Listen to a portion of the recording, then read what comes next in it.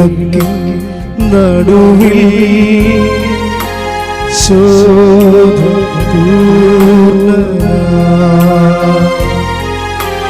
ഭാരത പൊൻകച്ചയണിഞ്ഞും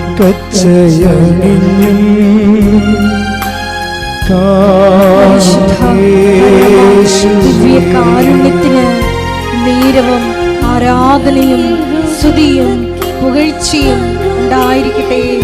പരിശുദ്ധ പരമ ദിവ്യ കാരുണ്യത്തിന് നീരവും ആരാധനയും സ്തുതിയും പുകഴ്ചയും ഉണ്ടായിരിക്കട്ടെ.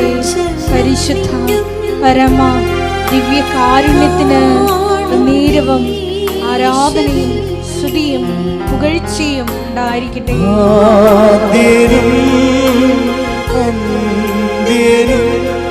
നീ മാത്രം യേശുവേ, സ്തുതികൾക്കും പുകഴ്ചയ്ക്കും യോഗ്യനേശുവേ.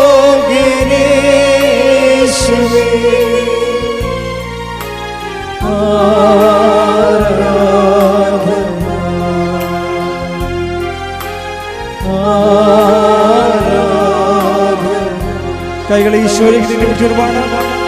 ആദ്യനും അന്ത്യനും നീ മാത്രം യേശുവേ, സ്തുതികൾക്കും പുകഴ്ചയ്ക്കും യോഗ്യനേശുവേ.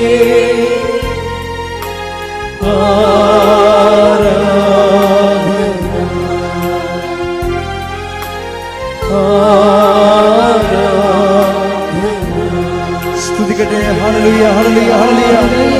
യേശുവേ ആരാധന ആരാധന യേശുവേ നന്ദി. യേശുവേ ആരാധന മഹത്വം ആരാധന ഹല്ലേലൂയ. യേശുവേ നന്ദി. യേശുവേ ആരാധന ഹല്ലേലൂയ.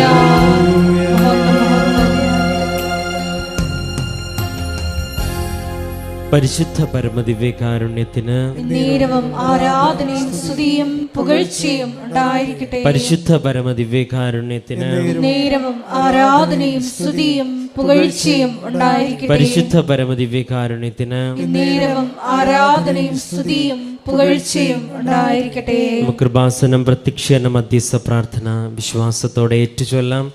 അമ്മേ പരിശുദ്ധ അമ്മേ, അമ്മേ പരിശുദ്ധ അമ്മേ, ദൈവമാതാവേ, ദൈവമാതാവേ, കൃപാസനത്തിലൂടെ ഞങ്ങൾക്കും ഞങ്ങളുടെ ദേശത്തിനും അമ്മ മാധ്യസ്ഥം തേടിത്തന്ന എല്ലാ അനുഗ്രഹങ്ങൾക്കും കൃപകൾക്കും ഞങ്ങളിപ്പോൾ ഹൃദയം നിറഞ്ഞ് നന്ദി പറയുന്നു. നമുക്ക് സ്തുതിച്ച് പ്രാർത്ഥിക്കാം. ഹല്ലേലൂയ യേശുവേ. കർത്താവേ, ഇന്നേ ദിവസം ഈ ഉടമ്പടി ആരാധനയിലൂടെ ഞങ്ങൾക്ക് ആവശ്യമായ വചനങ്ങൾ വെളിപ്പെട്ട് കിട്ടുവാൻ, ഞങ്ങളുടെ ഉടമ്പടി ജീവിതത്തിൽ ആവശ്യമായ മാർഗനിർദ്ദേശവും സൗഖ്യവും ദൈവ സാന്നിധ്യവും ഞങ്ങൾ അനുഭവിക്കുവാൻ ഇടവരുത്തണമേ എന്ന് ഞങ്ങൾ സ്തുതിച്ച് പ്രാർത്ഥിക്കുന്നു. ഹല്ലേലൂയ യേശുവേ. ആരാധന ആരാധന ഹല്ലേലൂയ.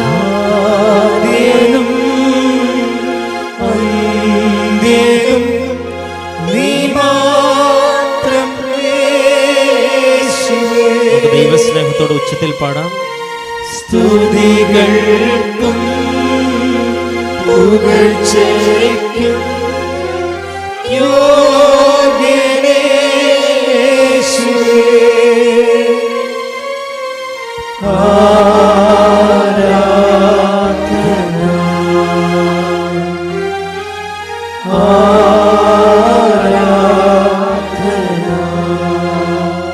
പരിശുദ്ധ പരമദിവ്യകാരുണ്യത്തിന് നീരവും ആരാധനയും സ്തുതിയും പുകഴ്ചയും ഉണ്ടായിരിക്കട്ടെ. പരിശുദ്ധ പരമദിവ്യകാരുണ്യത്തിന് നീരവും ആരാധനയും സ്തുതിയും പുകഴ്ചയും ഉണ്ടായിരിക്കട്ടെ. പരിശുദ്ധ പരമദിവ്യകാരുണ്യത്തിന് നീരവും ആരാധനയും സ്തുതിയും പുകഴ്ചയും ഉണ്ടായിരിക്കട്ടെ. അമ്മേ പരിശുദ്ധ അമ്മേ, അമ്മേ പരിശുദ്ധ അമ്മേ, ദൈവമാതാവേ, ദൈവമാതാവേ, 2004 ഡിസംബർ 7-ാം തീയതി ഡിസംബർ 7-ാം തീയതി ഉച്ച കഴിഞ്ഞ് ഉച്ചകഴിഞ്ഞ് 2:30 കൃപാസനത്തിൽ സംഭവിച്ച അമ്മയുടെ പ്രത്യക്ഷപ്പെടലിനെ കുറിച്ച് തിരുസഭയ്ക്ക് സമർപ്പിച്ചിരിക്കുന്ന പഠനരേഖകളുടെ വസ്തുനിഷ്ഠവും ദൈവശാസ്ത്ര വിധിപ്രകാരമുള്ളതുമായ അന്വേഷണ പഠനങ്ങൾ നടത്തി ആ പ്രത്യക്ഷപ്പെടലിലൂടെ പ്രകടമായ ദൈവമാതാവിന്റെ പ്രത്യേക കരുതലും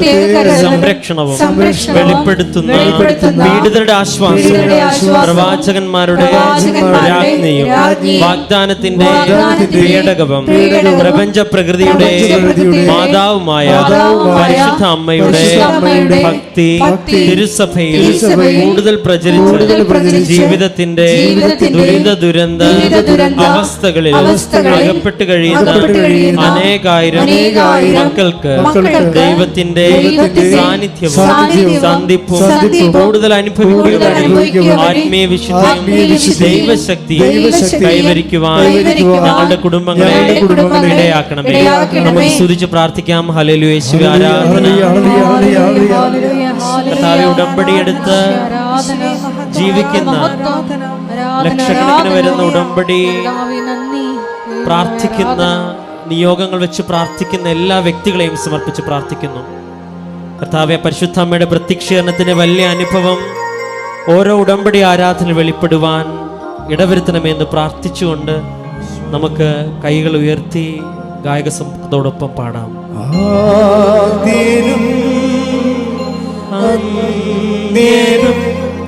നീ മാത്രമേ യേശുവേ, സ്തുതികൾക്കും പുകഴ്ചയ്ക്കും യോഗ്യനേ യേശുവേ.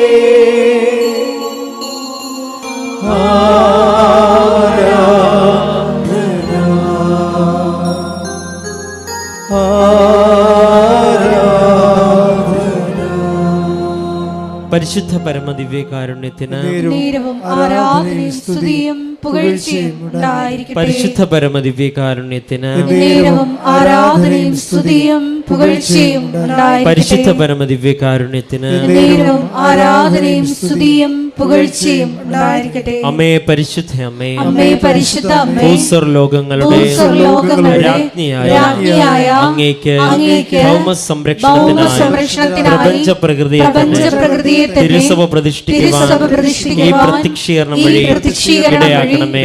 പരിശുദ്ധ അമ്മേ, ജപമാല മാതാവേ, സകല കൃപാസന പ്രാർത്ഥനകളോട് ചേർത്ത് ഞങ്ങളിപ്പോൾ പ്രാർത്ഥിക്കുന്ന ഈ സമൂഹത്തിന്റെ പ്രത്യേക നിയോഗങ്ങളും നമ്മുടെ നിയോഗങ്ങൾ മൗനമായി നമുക്ക് സമർപ്പിച്ച് പ്രാർത്ഥിക്കാം.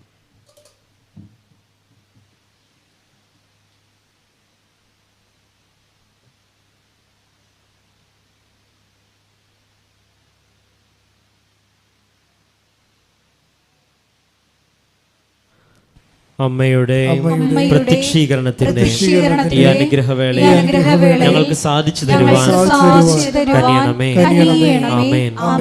നമുക്ക് സ്തുതിച്ച് പ്രാർത്ഥിക്കാം. ഹല്ലേലൂയ. യേശുവേ ആരാധന. കർത്താവേ, ആരാധനയുടെ നിമിഷങ്ങളിലൊക്കെയും കർത്താവേ, ഞങ്ങളുടെ ജീവിതത്തിൽ അങ്ങയുടെ സാന്നിധ്യം അങ്ങ് പ്രകടമാക്കണമെന്ന് ഞങ്ങൾ പ്രാർത്ഥിക്കുന്നു. ഇന്ന് ഈ ആലയത്തിൽ എത്തിച്ചേർന്നിരിക്കുന്ന ഒരു വ്യക്തി പോലും പരിശുദ്ധ അമ്മയുടെ സാന്നിധ്യം ലഭിക്കാതെ, മാധ്യസഹായത്തിന്റെ തണൽ ലഭിക്കാതെ പോകാതിരിക്കുവാൻ ഇടവരുത്തണമേ. ദൈവമേ, ആരാധന നയിക്കുന്ന ബഹുമാനപ്പെട്ട ജോസഫ് അച്ഛനെ സമർപ്പിച്ച് പ്രാർത്ഥിക്കുന്നു.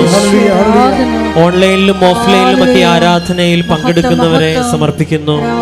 ഈ ആരാധന നിമിഷങ്ങളൊക്കെ കർത്താവേ, അങ്ങയുടെ പരിശുദ്ധാത്മാവിനെ അയച്ച് ഞങ്ങൾ ഓരോരുത്തരെയും നയിക്കണമേ എന്നും, പ്രാർത്ഥിക്കുവാനുള്ള അഭിഷേകം ഞങ്ങൾക്ക് നൽകണമേ എന്നും, വചനം ശ്രവിക്കുവാനുള്ള അഭിഷേകം ഞങ്ങൾക്ക് നൽകണമേ എന്നും നമുക്ക് പ്രാർത്ഥിച്ചുകൊണ്ട് ഈ സമയം ആയിരിക്കാം. ഹല്ലേലൂയ.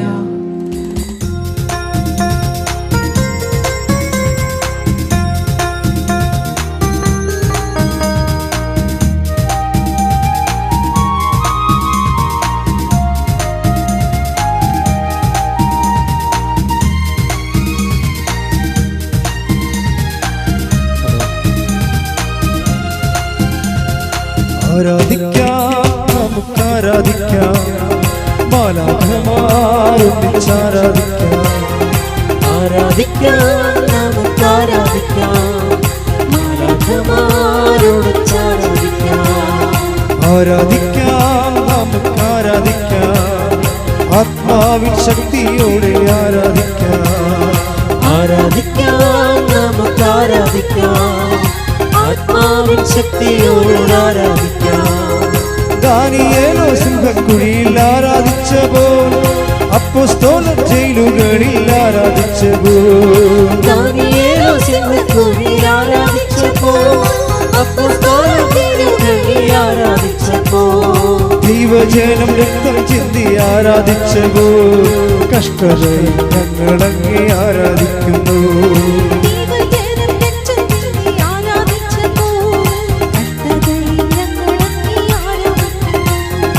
ആരാധിക്കാം, നമുക്ക് ആരാധിക്കാം, മാലാഖമാരൊന്നിച്ചാരാധിക്കാം. ആരാധിക്കാം, നമുക്ക് ആരാധിക്കാം, ആത്മാവിൻ ശക്തിയോടെ ആരാധിക്കാം. സ്തുതിച്ച് പ്രാർത്ഥിക്കാം. Hallelujah, hallelujah. മാതാവിന്റെ ജനനത്തിന്റെ നാളിൽ ഒരുങ്ങിക്കൊണ്ടിരിക്കുന്ന ദിവസങ്ങളിൽ മരിയൻ ഉടമ്പടിയെടുത്ത് പ്രാർത്ഥിക്കുന്ന ഞങ്ങൾ ഓരോരുത്തരെയും വ്യക്തിപരമായി ദൈവമാതാവിന്റെ മധ്യസ്ഥയിൽ ദിവ്യകാരുണ്യ സന്നിധിയിൽ സമർപ്പിച്ചു പ്രാർത്ഥിക്കുന്നു. ഉടമ്പടി നിബന്ധനകള് പരിശുദ്ധ അമ്മയെ പോലെ വിശ്വസ്തതാപൂർവം വചനം ജീവിതത്തിൽ പ്രാർത്ഥിച്ചുകൊണ്ട് പ്രവർത്തിച്ചുകൊണ്ട് മുന്നേറുവാൻ ഈ ആരാധനയിലൂടെ ഞങ്ങളെ അഭിഷേകം ചെയ്യണമേ. ഹല്ലേലൂയ. മഹത്വം, മഹത്വം. ആരാധന, ആരാധന. ആദ്യ സഭവാളിൻ മുൻപിൽ ധീരതയോടെ ഹല്ലേലൂയ ഗീതം പാടി ആരാധിച്ചപ്പോൾ,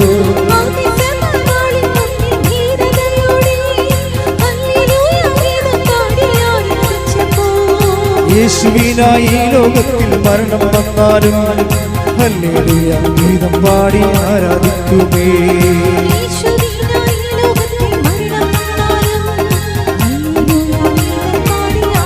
കൈകൾ ഉയർത്തി ആരാധിക്കാം, നമുക്ക് ആരാധിക്കാം, മാലാഖമാരൊന്നിച്ചാരാധിക്കാം. ആരാധിക്കാം, നമുക്ക് ആരാധിക്കാം, ആത്മാവിൻ ശക്തിയോടെ ആരാധിക്കാം. ആരാധിക്കാം, നമുക്ക് ആരാധിക്കാം, മാലാഖമാരൊന്നിച്ചാരാധിക്കാം. ആരാധിക്കാം, നമുക്ക് ആരാധിക്കാം, ആത്മാവിൻ ശക്തിയോടെ ആരാധിക്കാം. പരിശുദ്ധ അമ്മേ, ദൈവമാതാവേ, അമ്മയുടെ പ്രത്യക്ഷീകരണത്തിന്റെ വലിയ അനുഭവം ഓരോ ഉടമ്പടി ആരാധനയിലൂടെ അനേകരുടെ ജീവിതങ്ങളിലേക്ക് എത്തുന്നതിനെ ഓർത്ത് ഈശോയെ ഞങ്ങൾ അങ്ങേക്ക് നന്ദി പറയുന്നു. ഈ ആരാധനയിൽ പങ്കെടുക്കുന്ന ഓരോ വ്യക്തികളും ജീവനുള്ള ദൈവത്തിന്റെ സാന്നിധ്യം തിരിച്ചറിയുവാൻ ഇടവരുത്തണമെന്ന് ഞങ്ങൾ പ്രാർത്ഥിക്കുന്നു. ഞങ്ങൾക്ക് ആവശ്യമായ ദൈവിക വെളിപ്പെടുത്തലുകൾ നൽകുന്നതിനെ ഓർത്ത് ഞങ്ങൾ അങ്ങേക്ക് നന്ദി പറയുന്നു. ഇന്നേ ദിവസം പ്രത്യേകം വിധം ഈ ആലയത്തിലായിരിക്കുവാനും ഈ ഉടമ്പടി ആരാധനയിൽ പങ്കുകാരാകുവാനും നീ ഇടവരുത്തിനോട് നന്ദി പറയുന്നു. നീ ആഗ്രഹിക്കുന്ന ദൈവിക പദ്ധതി ഞങ്ങളുടെ ജീവിതത്തിൽ നിറവേറ്റി തരണമേ എന്ന് ഞങ്ങൾ ഈ സമയം സ്തുതിച്ച് പ്രാർത്ഥിക്കുന്നു. ജീവിതത്തിൽ വേദനകളേറിടുമ്പോൾ, കഷ്ടനഷ്ട പീഡനങ്ങളേറിടുമ്പോൾ, സന്തോഷത്തോടെ ഉച്ചത്തിൽ പാടാം.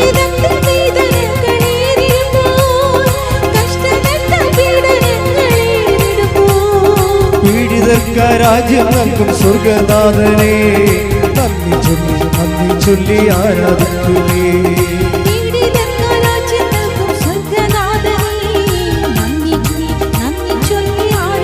സന്തോഷത്തോടെ പാടാം. ആരാധിക്കാം, നമുക്ക് ആരാധിക്കാം, കൈകൾ ഉയർത്തി അടിച്ചുകൊണ്ട്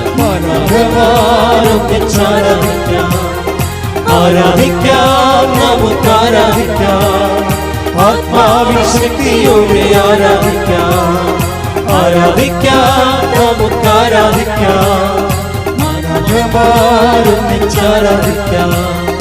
ആരാധിക്കാം, നമുക്ക് ആരാധിക്കാം, ആത്മാവിൻ ശക്തിയോടെ ആരാധിക്കാം. ഹല്ലേലൂയ, ഹല്ലേലൂയ, ഹല്ലേലൂയ, ഹല്ലേലൂയ. ഷാലോൺ ടെലിവിഷനിലൂടെയും സോഷ്യൽ മീഡിയ പ്ലാറ്റ്ഫോമുകളുടെ എല്ലാം ഈ സമയ ആരാധനയിൽ പങ്കെടുത്ത് പ്രാർത്ഥിക്കുന്ന ഓരോ മക്കളെയും കുഞ്ഞുങ്ങൾ താരയിൽ സമർപ്പിച്ച് പ്രാർത്ഥിക്കുന്നു. അമ്മയുടെ പ്രതിഷേധത്തിന്റെ സാക്ഷികളാക്കി ഉയർത്തണമെന്ന് പ്രാർത്ഥിക്കുന്നു. വലിയ വലിയ വ്യക്തിപരമായിട്ടുള്ള ദൈവാനുഭവങ്ങൾ നൽകണമെന്ന് പ്രാർത്ഥിക്കുന്നു. അഭിഷേകം നൽകണമെന്ന് പ്രാർത്ഥിക്കുന്നു. വചനത്താൽ വഴി നടത്തണമെന്ന് പ്രാർത്ഥിക്കുന്നു.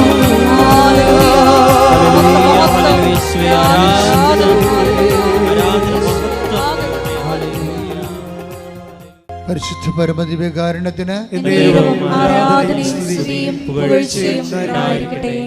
ഇവിടെ നമുക്കറിയാമല്ലോ, ഉടമ്പടി ഒരു പ്രാർത്ഥനാ രൂപം എന്നതിനേക്കാളുപരി ഒരു പ്രവൃത്തിയുന്മുഖ പ്രാർത്ഥനാ പദ്ധതിയാണ്.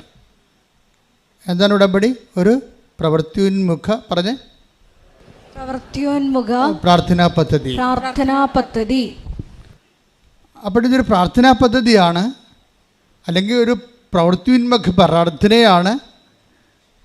ഇത് ക്രാക്കാകണത് നമ്മൾ അത് ഉടമ്പടി എക്സിക്യൂട്ട് ചെയ്യുമ്പോഴാണ്, പ്രവർത്തിക്കുമ്പോഴാണ്. ബൈബിൾ പറയണത് 3 തരത്തിൽ നമുക്ക് ഉടമ്പടിയെ സമീപിക്കാമെന്ന് പറയണം. 3 തരത്തിൽ പ്രവർത്തിക്കാം. നമുക്കറിയാമല്ലോ, എൻ്റെ ബേസിക് ടേം എന്താണ്?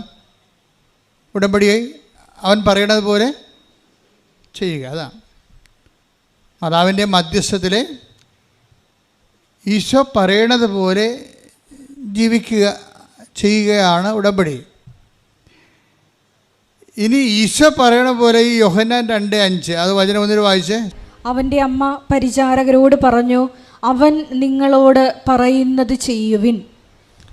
അവൻ നിങ്ങളോട് പറയുന്നത് ചെയ്യുവിൻ. ഇതിൻ്റെ ആദ്യ വെളിപാടെന്ന് പറഞ്ഞത്, ഇതിൻ്റെ കന്യ വെളിപാടായിട്ട് നമുക്ക് ആദ്യം അമ്മ പറഞ്ഞത് അവർക്ക് വീഞ്ഞില്ല എന്നുള്ള സാഹചര്യം, കുടുംബത്തിൻ്റെ ഒരു ഇല്ലായ്മയുടെ സാഹചര്യമാണ്.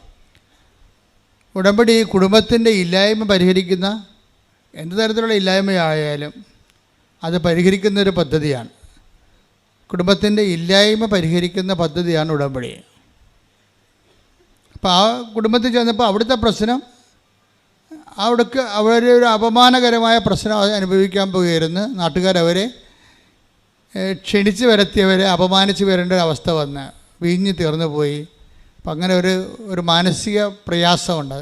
അത് ശാരീരിക പ്രയാസവും രോഗവും കാര്യങ്ങളൊന്നും അല്ല, ഒരു മാനസിക പ്രശ്നമാണ് കുടുംബത്തിലെ മാതാവ് ആദ്യം അഡ്രസ്സ് ചെയ്യണത്.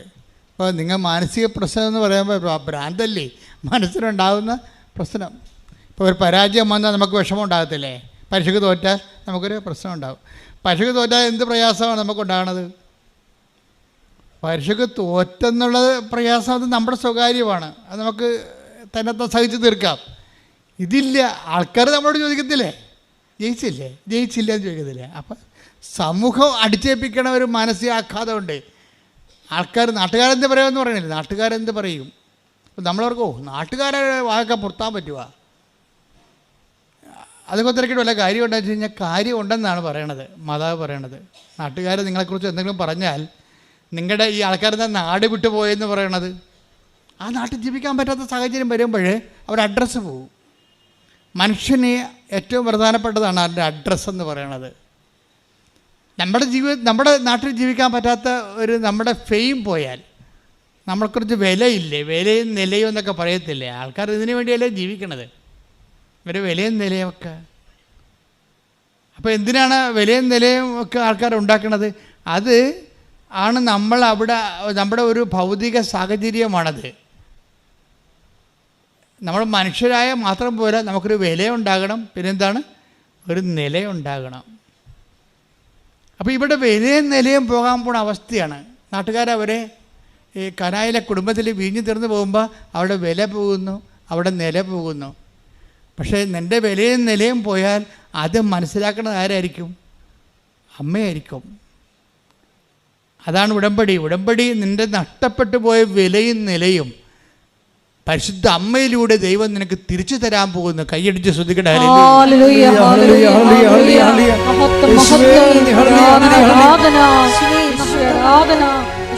ഉടമ്പടിയിലൂടെ ഞങ്ങൾക്ക് നഷ്ടപ്പെട്ട ഐശ്വര്യം പുനഃസ്ഥാപിക്കുന്നതിന് നന്ദി പറയുന്നു.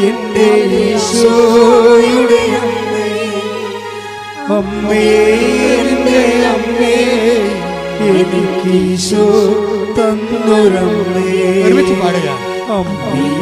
എൻ്റെ അമ്മേ, എൻ്റെ ഈശോയുടെ അമ്മേ, അമ്മേ, എൻ്റെ അമ്മേ, എനിക്ക് ഈശോ തന്നൊരമ്മേ. പരിശുദ്ധ പരമദിവ്യകാരുണ്യത്തിന് നേരവും ആരാധനയും സ്തുതിയും പുകഴ്ചയും ഉണ്ടായിരിക്കട്ടെ. എന്തുമാത്രം മനുഷ്യരാണ് ഞങ്ങൾ നഷ്ടപ്പെട്ടു പോയ വിലയും ഞങ്ങൾ നഷ്ടപ്പെട്ടു പോയ നിലയും ഞങ്ങൾക്ക് അമ്മ തിരിച്ചു തന്നുവെന്ന് നമ്മുടെ സാക്ഷ്യപീഠത്തെ വന്ന് പറയുന്നത്. എല്ലാ ദിവസവും പറയുകയില്ലേ ആൾക്കാരെ? എല്ലാ ദിവസവും ഇങ്ങനെ മാറി മാറി ആൾക്കാർ വന്ന് പറയുക, ഞങ്ങൾ നഷ്ടപ്പെട്ടു പോയ വില, ഞങ്ങൾ നഷ്ടപ്പെട്ടു പോയ നില അമ്മ ഞങ്ങൾക്ക് തിരിച്ചു തന്നുവെന്ന്. അപ്പം നമുക്കും പ്രത്യാശിക്കാം, നാളെയോ മറ്റന്നാളോ നിങ്ങളും നിങ്ങളുടെ വില നിലയും തിരിച്ചെടുത്തുകൊണ്ട് ദൈവം തിരിച്ചു തന്നുകൊണ്ട് നിങ്ങൾക്ക് ദൈവത്തെ സ്തുതിക്കാൻ പറ്റണം. അത് ഓർത്തുകൊണ്ട് സ്തുതിക്കട്ടെ. ഹല്ലേലൂയ, ഹല്ലേലൂയ, ഹല്ലേലൂയ, ഹല്ലേലൂയ.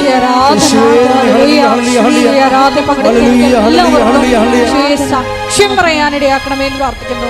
ആരാധന, ആരാധന, ആരാധന, ആരാധന,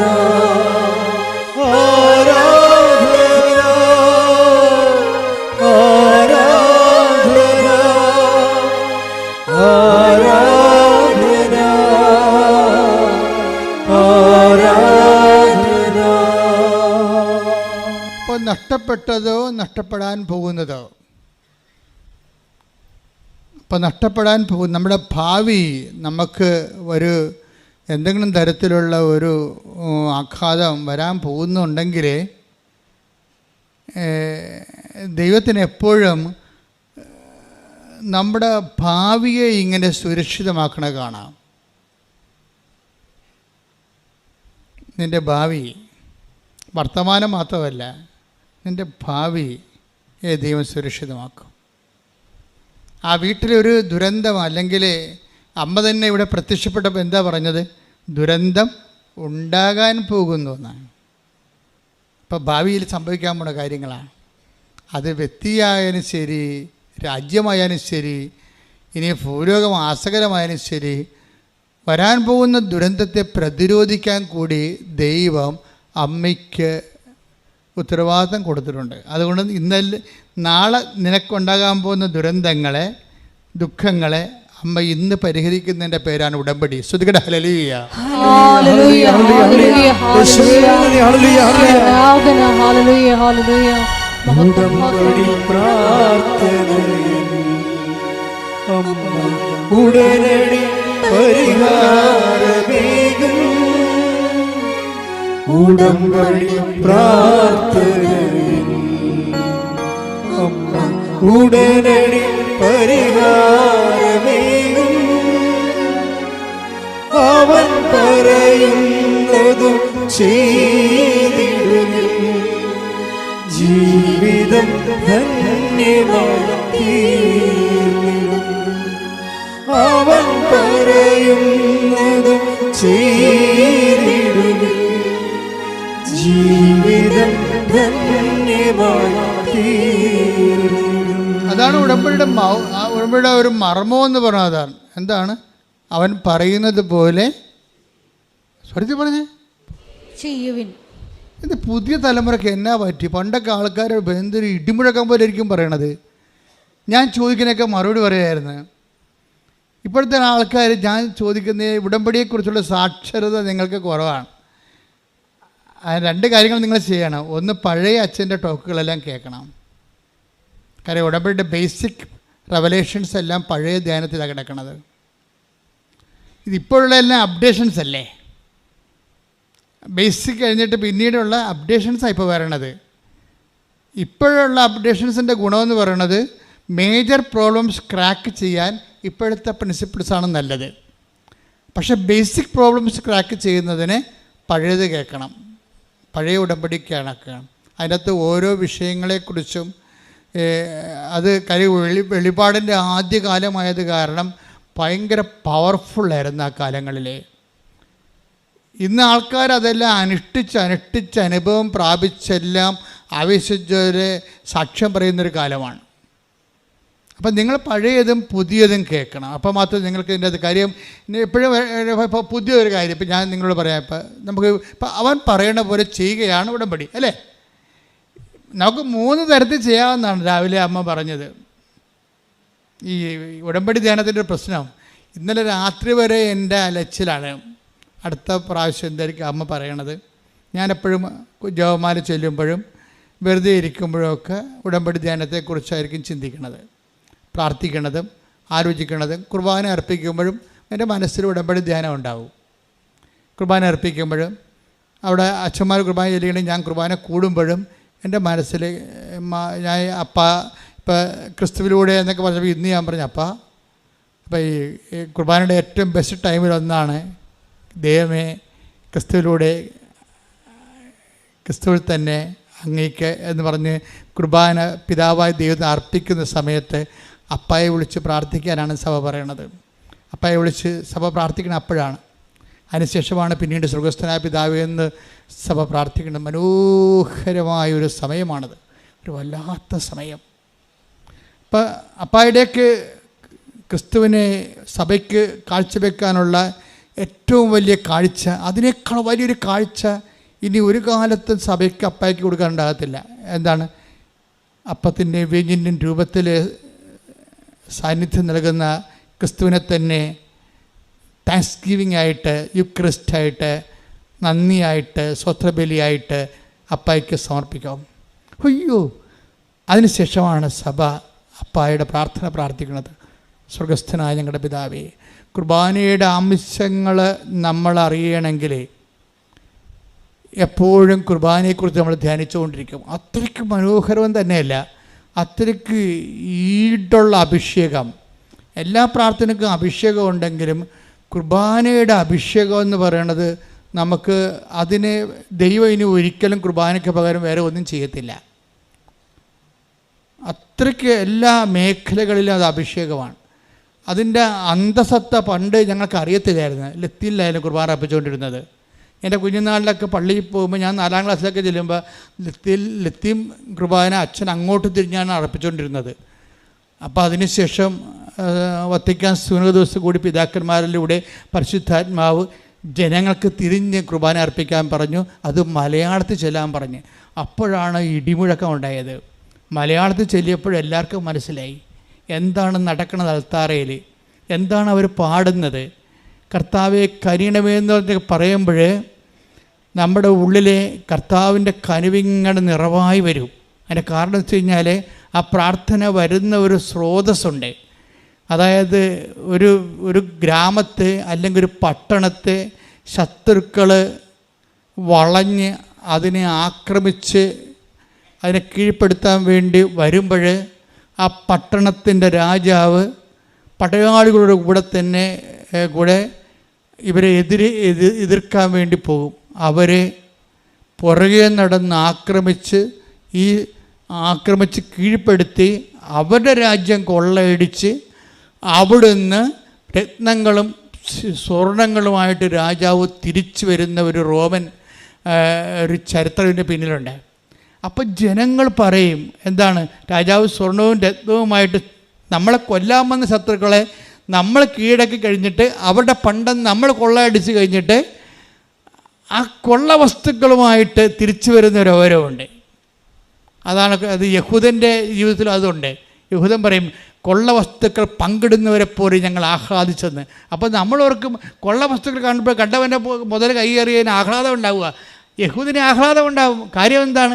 അവൻ്റെ പാർപ്പിടം കൈയേറാൻ വന്നവനെയാണ് രാജാവ് പോയി ആക്രമിച്ചിട്ട് അവൻ്റെ കൊള്ള വസ്തുക്കൾ പങ്കിട്ടുണ്ടോ എന്നിരിക്കുകയാണ്. ഇവൻ മരിക്കുന്നതിന് പകരം ഇവൻ ജീവിക്കുകയും ഇവനെ വർത്തമാനമാക്കുകയും ചെയ്യും. അത് കുർബാനയിൽ രാജാവ് ക്രിസ്തുവാണ്. സാത്താൻ നമ്മുടെ ആത്മാവിനെ തകർക്കാൻ വേണ്ടി വന്നു.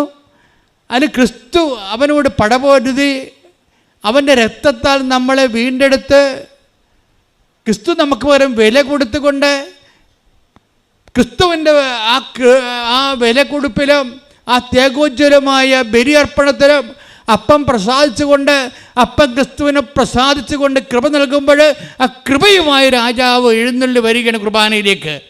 അപ്പോൾ പറയും, കർത്താവെ കനിയണമേ എന്ന് പറയും, ക്രിസ്തുവെ കനിയണമേ എന്ന് പറയും. എന്താ കാര്യം? നീ ഞങ്ങളുടെ ശത്രുക്കളെ തകർത്തെടുത്ത് നേടിയിട്ടുള്ള കൃപയുടെ രത്നങ്ങളെ ഞങ്ങളുടെ കയ്യിൽ വിട്ടുതരണേ.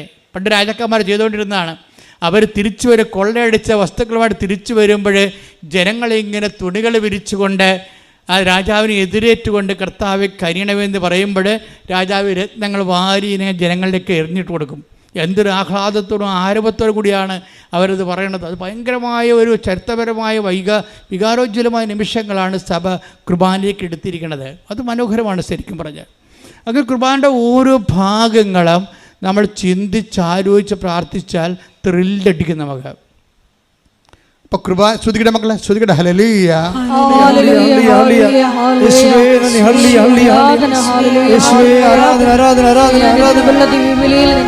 അനുഭവിച്ച് കുർബാനയിൽ പങ്കെടുക്കുവാനുള്ള വലിയ കൃപ ഞങ്ങൾക്ക് ഒരുമിച്ച് പാടാം. ശ്രുതിക്കട്ടെ. ഹല്ലേലൂയ.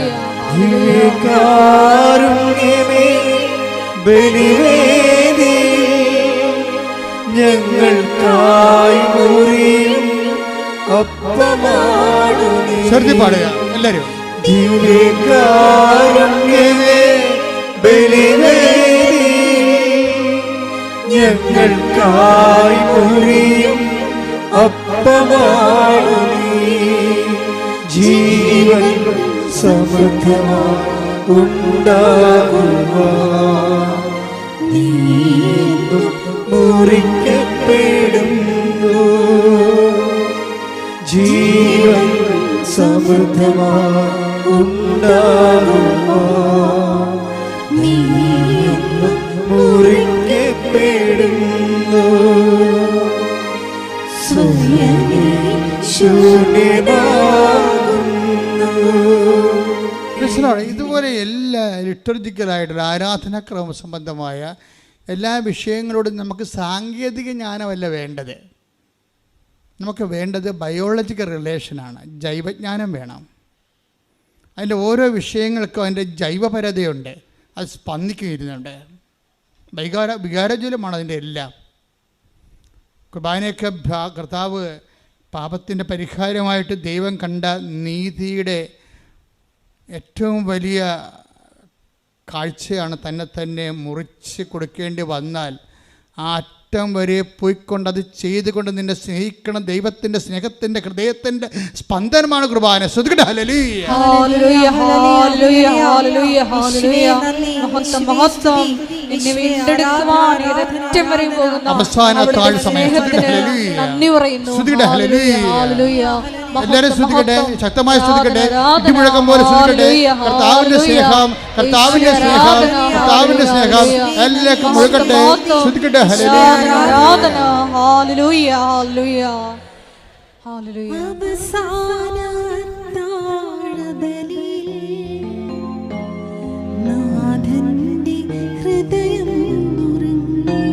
ഒരുമിച്ച് പാടുക. അവസാന അത്താഴബലിയിൽ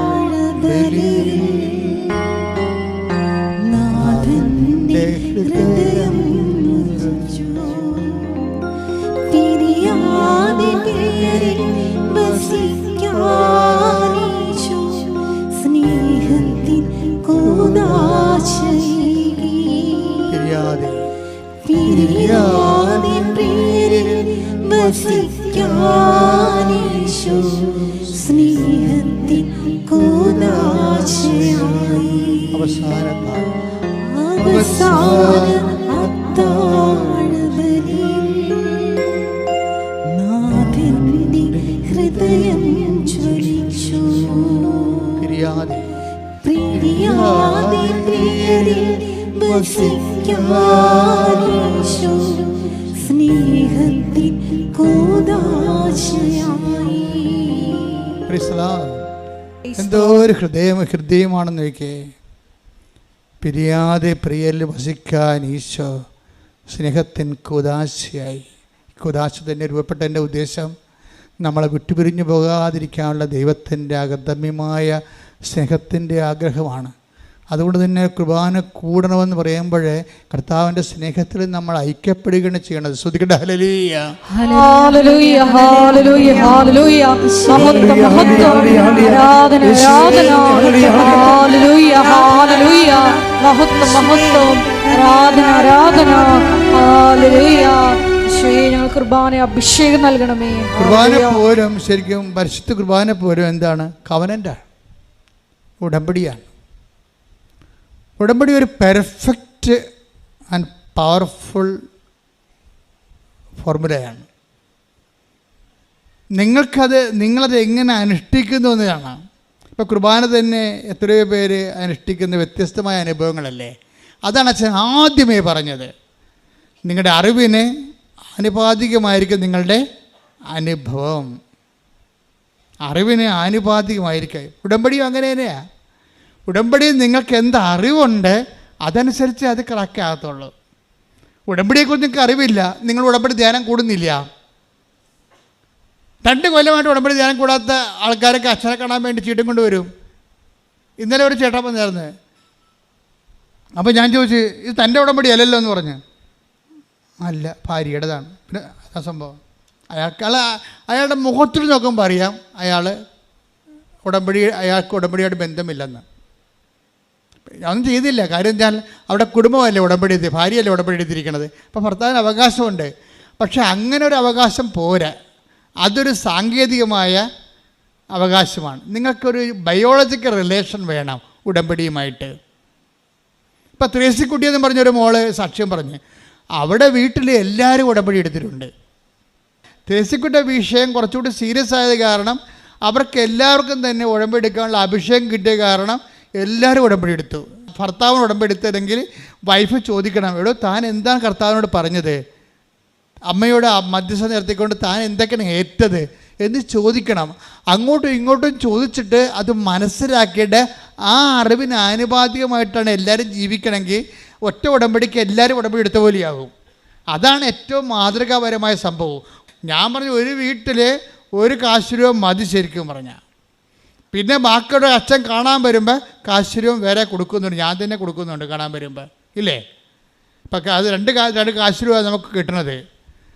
നിങ്ങൾ അതായത് ഇവിടെ വെഞ്ചരിച്ച് വെച്ചിരിക്കണ, ഇവിടെ അകത്ത് നമ്മുടെ സ്റ്റോളിൽ കിടക്കണ എല്ലാം വെഞ്ചരിച്ച് വെച്ചതാണ്. ഉടമ്പടി അച്ഛൻ ആൾക്കാരെ വരുമ്പോൾ ഞാൻ ആ പെർട്ടിക്കുലർ സബ്ജക്റ്റ് ഫോക്കസ് ചെയ്തുകൊണ്ട് സ്പെഷ്യലായിട്ട് അത് ബ്ലെസ് ചെയ്യും. ഉടമ്പടി കാശുരൂപം എന്ന് പറയണത് സർവസ്പർശിയായിട്ട് ദൈവത്തിൻ്റെ പ്രമാണമായിട്ട് നീ ഉടമ്പടി എടുത്ത ബന്ധമാണത്. അത് ആക്ടിവേറ്റ് ചെയ്യണത് വിശ്വാസ പ്രമാണത്തിലാണ് ആക്ടിവേറ്റ് ചെയ്യണത്. അത് ഏത് കാലത്തും അത് വർക്കൗട്ട് ചെയ്യും. അതുകൊണ്ടാണ് ഉടമ്പടി കാശുരൂപം മിസ്സാകരുത്, ട്രാൻസ്ഫർ ചെയ്യരുതെന്ന് പറയും. കാര്യം ട്രാൻസ്ഫർ ചെയ്യാൻ മറ്റവർക്ക് അർഹതയില്ല. നിൻ്റെ മകളാണ്, അവർ യാത്രയാണ്, ഉടമ്പടി കാശിന് നീ കൊടുക്കരുത്. കാരണം അവൾക്കത് ഉടമ്പടി എടുത്തിട്ടില്ലെങ്കിൽ അത് പിടിക്കാനുള്ള അർഹത അവൾക്കില്ല. അതാണ് എൻ്റെ സംഭവം. പിന്നെ ഉടമ്പടി കാശിന് നിങ്ങൾക്ക് നഷ്ടപ്പെട്ടു പോയാൽ, ഇൻ കേസ് ചിലർക്ക് നഷ്ടപ്പെട്ടു പോരെ, അപ്പോൾ പണ്ടത് ഞങ്ങൾ അഡ്മയർ ചെയ്യുമായിരുന്നു, ഇപ്പം അത് വിശ്വസിക്കുന്നില്ല. കാര്യം നഷ്ടപ്പെട്ടു പോയാൽ നിങ്ങൾ പറയും, ഇനി നിങ്ങൾക്ക് ഉടമ്പടി കാശുമില്ല, നിങ്ങൾക്കത് കാശുമില്ല തുടരാൻ പറ്റും, പക്ഷേ കാശുരൂപ വേണമെന്നുണ്ടെങ്കിൽ വേറെ ഉടമ്പടി എടുക്കാൻ പറയും. എന്താ കാര്യം? ആ ഉടമ്പടി കാശുരൂപമാണ് ഇതിൻ്റെ അകത്ത് മെയിനായിട്ടുള്ള മർമ്മം എന്ന് പറയണത്, ഉടമ്പടി തൈലവും. അപ്പോൾ അത് ഈ വിഷയം രണ്ടും വേറെ കിട്ടത്തില്ല. എപ്പോഴും നമ്മൾ ശ്രദ്ധിക്കണം. ഈ നേർച്ച വസ്തുക്കളൊക്കെ ഉപയോഗിക്കുമ്പോൾ ഇപ്പോൾ ഉടമ്പടി തൈലം നിനക്ക് പാസ് ചെയ്യാമൊക്കെ പറ്റും, ആൾക്കാർക്ക് കൊടുക്കാൻ. നിനക്ക് ഉടമ്പടി എടുത്തിട്ടുള്ള വ്യക്തിയാണെങ്കിൽ നിനക്ക് ആൾക്കാർക്ക് അത് അപ്ലൈ ചെയ്യാൻ പറ്റും. കാര്യം നീയല്ലേ ഉടമ്പടി എടുത്തിരിക്കണത്. കൊടുത്തുവിടുക എന്നൊക്കെ പറഞ്ഞു കഴിഞ്ഞാൽ അത് എന്തുമാത്രം വർക്കൗട്ട് ചെയ്യുന്ന അറിയത്തില്ല. കാര്യം ഇതെല്ലാം വർക്കൗട്ട് ചെയ്യണത് ഉടമ്പടി ബേസ്ഡിലാണ് വർക്ക് ചെയ്യണത്. നീ ദൈവം എടുത്തിട്ടുള്ള നീ ചെയ്തിട്ടുള്ള ഉടമ്പടിയിൽ നിനക്കുള്ള കപ്പാസിറ്റി, കവനൻ്റ് കപ്പാസിറ്റി ഉണ്ട്. ആ കവനൻ്റ് കപ്പാസിറ്റി ഇല്ലാത്ത ആൾക്കാരെ അതെങ്ങനെ യൂസ് ചെയ്യണമെന്ന് നമുക്കറിയത്തില്ല. അപ്പം അതുകൊണ്ട് നിനക്കിപ്പോൾ രോഗികളെ കാണാം, നിനക്ക് അപ്ലൈ ചെയ്യാം. കാരണം നീ കർത്താവിൻ്റെ ഉടമ്പടിയിലുള്ള ആളാണ്. ഉടമ്പടി ഉണ്ടെന്ന് പറഞ്ഞ സ്റ്റാറ്റസാണ് ശരിക്കും പറഞ്ഞാൽ. ക്രിസ്ത്യൻ സ്റ്റാറ്റസിലെ ഏറ്റവും പോപ്പുലർ സ്റ്റാറ്റസ് എന്ന് പറയുന്നത് ഒരു സാക്രമെൻ്റ് സ്റ്റാറ്റസിനേക്കാൾ സാക്രമെൻ്റ് സ്റ്റാറ്റസ് ഒരു പ്രത്യേക ദൈവ വിളിക്ക് വേണ്ടിയുള്ളതാണ് സാക്രമെൻ്റ് സ്റ്റാറ്റസ്. ഉടമ്പടിയിലുള്ള കവനൻ്റ് സ്റ്റാറ്റസ് ഒരു പ്രത്യേക വിളിക്കല്ല, എല്ലാ വിളിയെയും സ്പർശിക്കുന്നതാണ്, എല്ലാ സാഹചര്യങ്ങളെയും സ്പർശിക്കുന്നതാണ്, എല്ലാ സിറ്റുവേഷനിലും നീ അനുഭവിക്കുന്ന സങ്കടങ്ങളെ അഡ്രസ്സ് ചെയ്യുന്നതാണ് കവനൻ്റ് സ്റ്റാറ്റസ് എന്ന് പറയുന്നത്. അതുകൊണ്ടാണ് ആ സ്റ്റാറ്റസ് പോകാതിരിക്കാൻ വേണ്ടി 2 ആഴ്ചയിൽ ഒരിക്കൽ നീ കുമ്പസാരിക്കണം എന്നൊക്കെ പറയും. കാര്യം 2ാമത്തെ ആഴ്ച നീ നിൻ്റെ കാരുണ്യ പ്രവൃത്തികളിലും അപ്പോസ്തല പ്രവൃത്തികളിലും നീ വളരെ ഫ്രഷ് ആയിരിക്കണമെന്ന് പറയും. അപ്പോസ്തല പ്രവർത്തനം കാരുണ്യ പ്രവൃത്തിയും ഉടമ്പടിയിൽ ഒരാളെ സ്റ്റാറ്റസ് കോ മെയിൻറ്റെയിൻ ചെയ്യണതിന് സഹായിക്കും. അവൻ്റെ ഉടമ്പടി കൃപാവരമില്ലേ, അതിൻ്റെ നിലനിൽപ്പ് സംരക്ഷിക്കുന്നതിന് സഹായിക്കുന്നതാണ് അപ്പോസ്തല പ്രവർത്തനങ്ങൾ. നമ്മളതിനെ സുവിശേഷ വേല എന്നൊക്കെ പറയും. പത്രം കൊടുക്കണില്ലേ, അത് അപ്പോസ്തല പ്രവർത്തനം. നിങ്ങൾക്ക് പ്രസംഗിക്കാൻ അറിയാൻ പാലാത്ത കൊണ്ടാണ് 10,000 മനുഷ്യരുടെ സാക്ഷ്യങ്ങൾ നിങ്ങൾ കൈമാറുന്നത്. പ്രസംഗിക്കാൻ അറിയാൻ പാടില്ലാത്തവർക്ക് പത്രം മേടിച്ചു കൊടുക്കും. നമുക്ക് പ്രസംഗിക്കാൻ അറിയത്തില്ല, പ്രസംഗിക്കണമെങ്കിലും അതേപോലെ പ്രസംഗിക്കാൻ അറിയാവുന്നവർക്ക് നല്ലതാണ്. ചിലർ പ്രസംഗിക്കുകയും ചെയ്യുന്നുണ്ട്, ചിലർ പത്രം കൊടുക്കും, പ്രസംഗിക്കുകയും ചെയ്യും, അവരോട് സംസാരിക്കുകയും ചെയ്യും. അതാണ് അപ്പോസ്തല പ്രവർത്തനം എന്ന് പറയുന്നത്. അപ്പോസ്തല പ്രവർത്തനം നീ പത്രം കൊടുക്കുകയും സംസാരിക്കുകയും ചെയ്യണമെങ്കിൽ, ഇപ്പോൾ ഈ ത്രേസ്യക്കുട്ടിയുടെ സാക്ഷ്യം അതാണ്. വയനാടത്തെ മാനന്തവാടി കത്തിൽ രൂപത കരുതിയ ത്രേസ്യക്കുട്ടി പറയണത്, ഞാൻ കല്യാണം ക്ഷണിക്കാൻ പോയപ്പോൾ പോലും കല്യാണക്കുറിയുടെ കൂടെ അത്രയും തന്നെ പത്രം കൊണ്ടുപോയെന്നാണ് പറയണം. കല്യാണക്കുറി കൊടുക്കണ വീട്ടിലെല്ലാം പത്രം കൊടുത്തിട്ട് സംസാരിക്കും ഞാൻ അവരോട്.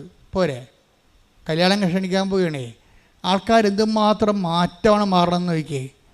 കല്യാണക്കുറിയുടെ കൂടെ പത്രം കൊണ്ട് കൊടുക്കും. ഇതിന് പത്രം കൊടുത്തിട്ട് ഞാൻ മകളുടെ കല്യാണമല്ല പറയണത്, അത് നിങ്ങൾ വരണം തീർച്ചയായിട്ടും. പിന്നെ പറയണത് എന്താണ്? ഉടമ്പടിയെക്കുറിച്ചാണ് പറയണേ. കല്യാണം ക്ഷണിക്കാൻ പോണ അമ്മ, മകൻ്റെ കല്യാണം ക്ഷണിക്കാൻ പോകുന്ന അമ്മ ക്ഷണിക്കണ വീട്ടിൽ ഉടമ്പടിയെക്കുറിച്ചും കൃപാസനത്തെക്കുറിച്ചും മാതാവിനെക്കുറിച്ചും പറയണമെങ്കിൽ അതിൻ്റെ പേരാണ് അപ്പോസ്തല പ്രവർത്തനം എന്ന് പറയുന്നത്. ഈ അപ്പോസ്തല പ്രവർത്തനവും അതുപോലെ കാരുണ്യ പ്രവർത്തികളും, ഈ 2 കാര്യം സ്റ്റാറ്റസ് കോ മെയിൻറ്റെയിൻ ചെയ്താലേ, അതിൻ്റെ തലസ്ഥിതി നിലനിർത്തിയെടുത്താലേ നിങ്ങൾ കവനൻ്റിലാണ്. ശരിക്കും പറഞ്ഞാൽ കവനൻ്റിലാണെന്ന് വെച്ച് കഴിഞ്ഞാൽ ഈ നമ്മൾ തൊട്ടതെല്ലാം പൊന്നാകുമെന്ന് പറയത്തില്ലേ, അതുപോലുള്ള അനുഭവമാണ്. കാര്യം ഉടമ്പടിക്കൊരു പ്രശ്നം വെച്ചാൽ, ഉടമ്പടിയിൽ ദൈവം നിങ്ങളതിൻ്റെ ഫോർമുല കറക്റ്റ് ചെയ്താൽ പിന്നെ ഓട്ടോമാറ്റിക്കായിട്ട് ഗ്രേസ് നിങ്ങൾ ആഗ്രഹിക്കുന്ന മേഖലയെല്ലാം കൃപ ഒഴുകിക്കൊണ്ടിരിക്കും. കാര്യം എന്താണ്? ദൈവം വിശ്വസ്തനും സത്യസന്ധനുമായതുകൊണ്ട് നിങ്ങൾ സത്യത്തിലാണ് അത് ചെയ്യണമെന്നുണ്ടെങ്കിൽ നിങ്ങളെ ഫ്രോഡ് കളിക്കരുത്. കാര്യം നിങ്ങൾ ഫ്രോഡ് കളിക്കുന്നത് വെച്ചാൽ 90 ദിവസം വരെ ഒരു അഡ്ജസ്റ്റ്മെൻറ്റിൽ പോകാം. 90 ദിവസം കഴിയുമ്പോൾ വല്ല പഴയ അവസ്ഥയിലേക്ക് പിരിയാവെന്നൊക്കെ പറഞ്ഞുകൊണ്ടാണ് നിങ്ങൾ ഉടമ്പടി എടുക്കണമെങ്കിൽ ദൈവത്തിന് അറിയാമല്ലോ, ഇത് ചുമ്മാ കാര്യം കാണാൻ വേണ്ടി വയറ്റിപ്പഴപ്പിന് വേണ്ടി ചുമ്മാ ഉടുത്ത് കെട്ടി പണ്ടാരെ ഇറങ്ങിയിരിക്കണം എന്നറിയാമല്ലോ ദൈവത്തിന്. അതുകൊണ്ട് വർക്കൗട്ട് ചെയ്യത്തില്ല. അപ്പം നിങ്ങൾ പറഞ്ഞ കർത്താവേ, ഉടമ്പടി തന്നെ ആ അരൂപിച്ച് ജീവിക്കാൻ സഹായിക്കുന്നത് പ്രാർത്ഥിക്കണം. പിന്നെ ഇതൊന്നും പ്രാർത്ഥിക്കുന്നതിന് മുമ്പ് വേറൊരു പ്രാർത്ഥനയുണ്ട്. എന്താണെന്നറിയാവോ? ഉടമ്പടി പെട്ടെന്ന് കത്തണമെങ്കിൽ, പെട്രോൾ കത്തണ പോലെ കത്തണമെങ്കിൽ പ്രാർത്ഥിക്കേണ്ട ഒരു പ്രാർത്ഥന ഉണ്ട്. എന്താണ്? അതൊരു വരി പ്രാർത്ഥനയേ ഉള്ളൂ. ഒരു വരി പ്രാർത്ഥന ഉണ്ടെങ്കിൽ ഉടമ്പടി പെട്രോൾ പോലെ കത്തും. എന്ത് പ്രാർത്ഥനയാണത്? അമ്മേ, എന്നെ അമ്മയുടെ പ്രത്യക്ഷീകരണത്തിൻ്റെ സാക്ഷിയാക്കണമേ. തീർന്ന്, ദിസ് ഓവർ. എല്ലാം അതിൻ്റെ അകത്തുണ്ട്. ഒറ്റ പ്രാർത്ഥന. ഞാനിവിടെയൊക്കെ പറയുമ്പോൾ ഞാൻ പറഞ്ഞു, നീ ഓപ്പറേഷൻ്റെ സമയത്ത് അല്ലെങ്കിൽ നീ പ്രസവിച്ചുകൊണ്ട് ഇരിക്കുന്ന സമയത്ത് എനിക്ക് പേറ്റുന്നോ വന്നുകൊണ്ടിരിക്കുകയാണ്. അപ്പോഴും നീ വായ തെളിച്ചു, അമ്മേ എന്നെ പ്രത്യക്ഷീകരണത്തിൻ്റെ സാക്ഷിയാക്കണമേ. തീർന്ന്. പ്രത്യക്ഷീകരണ പ്രാർത്ഥനയുടെ കൺസൈസ് രൂപമാണ്. അതിലിങ്ങനെ നമ്മൾ അതിൻ്റെ എന്താണ് കാച്ചി കുറുക്കി അതിൻ്റെ സത്ത് കടഞ്ഞെടുത്തിട്ട് എടുക്കുന്ന സംഭവമാണ് ക്യാപ്സ്യൂള്. എന്താണ്? ഒരു ക്യാപ്സ്യൂൾ പ്രെയറാണ്. Covenant capsule prayer. എന്താണ്? പറഞ്ഞേ, അമ്മേ എന്നെ അമ്മയുടെ പ്രത്യക്ഷീകരണത്തിന്റെ സാക്ഷിയാക്കണമേ. ഇതൊരു 10 പ്രാവശ്യം നിനക്കൊരു ദിവസം പറയാൻ ഇടയായി കഴിഞ്ഞാൽ നീ നിൻ്റെ കവനൻ്റിലെ ബയോളജിക്കൽ റിലേഷൻ കീപ്പ് ചെയ്യാൻ പറ്റും. സാങ്കേതിക ജ്ഞാനമല്ല, സാങ്കേതിക റിലേഷൻ, ടെക്നിക്കൽ റിലേഷനുണ്ട്. പല ആൾക്കാർക്കും ഉടമ്പടിയുമായിട്ടുള്ള ടെക്നിക്കൽ റിലേഷനാണ്. ടെക്നിക്കൽ റിലേഷനിൽ അതിൻ്റെ ഒരു വരണ്ട കാലാവസ്ഥയിലാണ് ഈ സാധനം വർക്കൗട്ട് ചെയ്യണത്. ഇപ്പം തെങ്ങ് നോക്കിക്കഴിഞ്ഞാൽ, തെങ്ങ് നോക്കുമ്പോൾ തേങ്ങയുണ്ട്, തേങ്ങ ഉണ്ടെന്ന് പറയാൻ പറ്റും. എത്ര വെള്ളക്കാ പൊട്ടിയതായിരിക്കും? 50 വെള്ളക്കാ പൊട്ടി. എത്ര തേങ്ങയുണ്ട്? 4 തേങ്ങയുണ്ട്. പോരെ. അതാണ് പ്രശ്നം. തേങ്ങ ഉണ്ടെന്ന് പറഞ്ഞിട്ട് കാര്യമില്ല. സാങ്കേതികമാണ്. ഭൂമിയിൽ ഇങ്ങനെ ആ സംഭവം, ആ തെങ്ങെന്ന് പറഞ്ഞ സാധനം ഭൂമിയിൽ ഉറച്ച് നിൽക്കണ കാരണം 4 തേങ്ങ ഉണ്ട്. പക്ഷേ വെള്ളക്കാത്തിലൂടെ പൊട്ടിയിരിക്കണത് 50 വെള്ളക്കാ പൊട്ടിയിട്ടാണ് 4 തേങ്ങ ഉള്ളത്. ഒന്നുമില്ലെങ്കിൽ ഒരു 10-20 തേങ്ങ പിടിക്കേണ്ടതാണത്. നല്ല വിളക്കൂറുള്ള മണ്ണിലാണ് ആ തെങ്ങ് നിൽക്കണമെന്നുണ്ടെങ്കിൽ, ഇത്തിരി വെള്ളമൊക്കെ ആവശ്യത്തിനുണ്ടെങ്കിൽ ഒരു 10-20 തേങ്ങ കിട്ടേണ്ട സംഭവത്തിൽ 4 തേങ്ങയാണ്. എന്തുകൊണ്ടാണ് ഈ ഉടമ്പടിയിൽ ഈ വ്യത്യാസം വന്നത്? എല്ലാവരും എടുത്തിരിക്കുന്ന ഉടമ്പടിയാണ്. ചിലത് 4 തേങ്ങ, ചിലത് 8 തേങ്ങ, ചിലത് 12 തേങ്ങ, ഇങ്ങനെ കിടക്കണം. ഈ വ്യത്യാസം വരാൻ കാരണം എന്താണ്? അതിൻ്റെ കാരണം ചെയ്വനയുടെ രീതികളാണ്. ബൈബിളിൽ 3 തരം ചെയ്വനയുണ്ട്. ചെയ്വന എന്ന് പറഞ്ഞാൽ എന്താണ്? ചെയ്യുന്ന രീതികൾ. അവൻ പറയണ പോലെ ചെയ്യണതാണല്ലോ ഉടമ്പടി. പക്ഷെ അവൻ പറയണ പോലെ എല്ലാവരും ചെയ്യണില്ല. ചിലർ ചെയ്യണം. ഇപ്പോൾ ബൈബിളിൽ 3 തരം ചെയ്ത്താ ഉള്ളത്. ഒരു ചെയ്ത്ത് എന്താണ്? ഒരു ചെയ്തെന്ന് പറയണത് മത്തായിയുടെ സുവിശേഷം 25:18 ഒരു ചെയ്ത്തുള്ളത്. അതെന്ത് ചെയ്ത്താണത്? അവന് കിട്ടിയ നാണയം, താലന്ത് അവൻ കൊണ്ട് കുഴിച്ചിട്ടിട്ട് വെറുതെ ഇരിക്കും. ചില ഉടമ്പടി എടുത്ത് വെറുതെ ഇരിക്കുന്ന ആൾക്കാരില്ലേ? അതാ സംഭവം. അത് വായിച്ചതെന്ന് വെച്ചാൽ ഒന്ന് മത്തായിയുടെ സുവിശേഷം എടുത്തേ. മത്തായി 25:18. എന്നാൽ ഒരു താലന്ത് ലഭിച്ചവൻ പോയി നിലം കുഴിച്ച് യജമാനന്റെ പണം മറച്ചു വെച്ചു. അതാണ് അവൻ. അപ്പം അതിന് മൊത്തം വായിച്ചാൽ എനിക്ക് മനസ്സിലാകത്തുള്ളത്.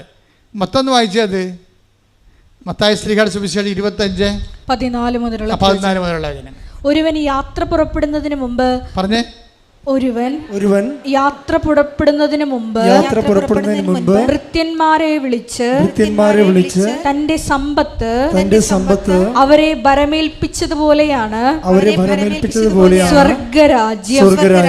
അവൻ ഓരോരുത്തന്റെയും കഴിവനുസരിച്ച് ഒരുവന് 5 താലന്തും മറ്റൊരുവന് 2 വേറൊരുവന് 1 കൊടുത്ത ശേഷം യാത്ര പുറപ്പെട്ടു. 5 താലന്ത് ലഭിച്ചവൻ ഉടനെ പോയി വ്യാപാരം ചെയ്ത് 5 താലന്ത് കൂടി സമ്പാദിച്ചു. 2 താലന്ത് കിട്ടിയവനും 2 കൂടി നേടി. എന്നാൽ 1 താലന്ത് ലഭിച്ചവൻ പോയി നിലം കുഴിച്ച് യജമാനന്റെ പണം മറച്ചു വെച്ചു.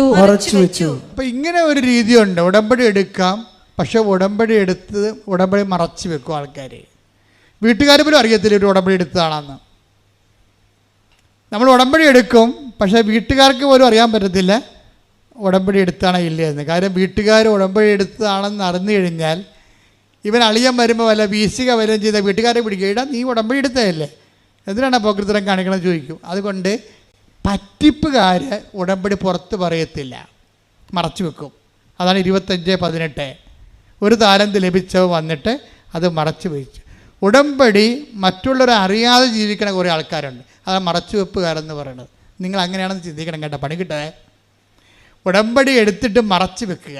ഞാൻ ഉടമ്പടി എടുത്തതായിട്ട് വീട്ടുകാർക്കോ നാട്ടുകാർക്കോ അറിയാൻ പറ്റത്തില്ല.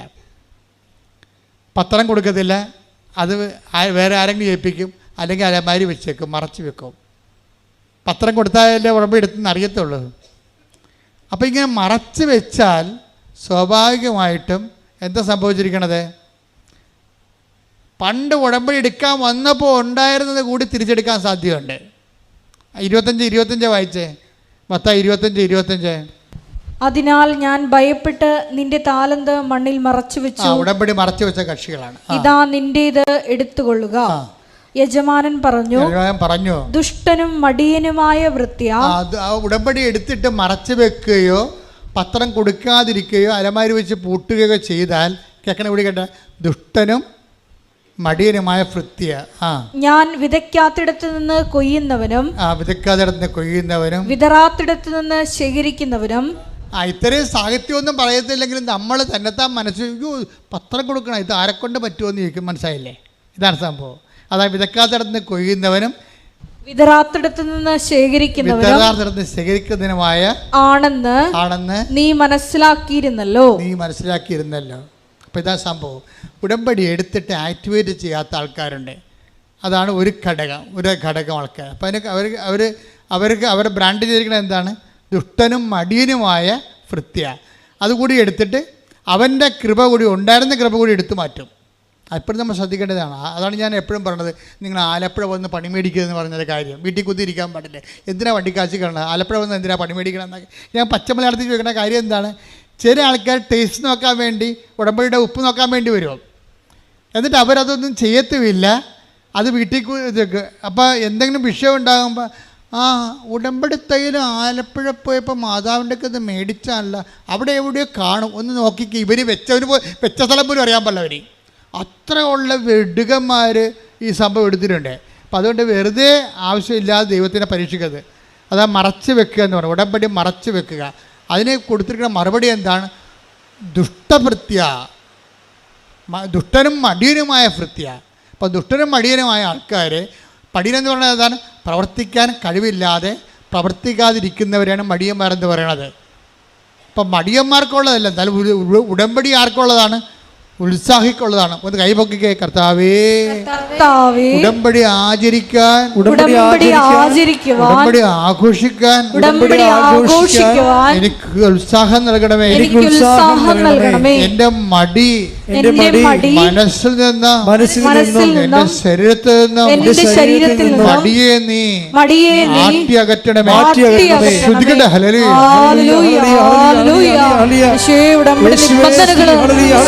പൂർവം അത്യുത്സാഹത്തോടെ ചെയ്ത് വേഗം സാക്ഷ്യം പറയുവാൻ ഈ ആരാധനയിലൂടെ ഞങ്ങളെ അഭിഷേകം ചെയ്യണമേ.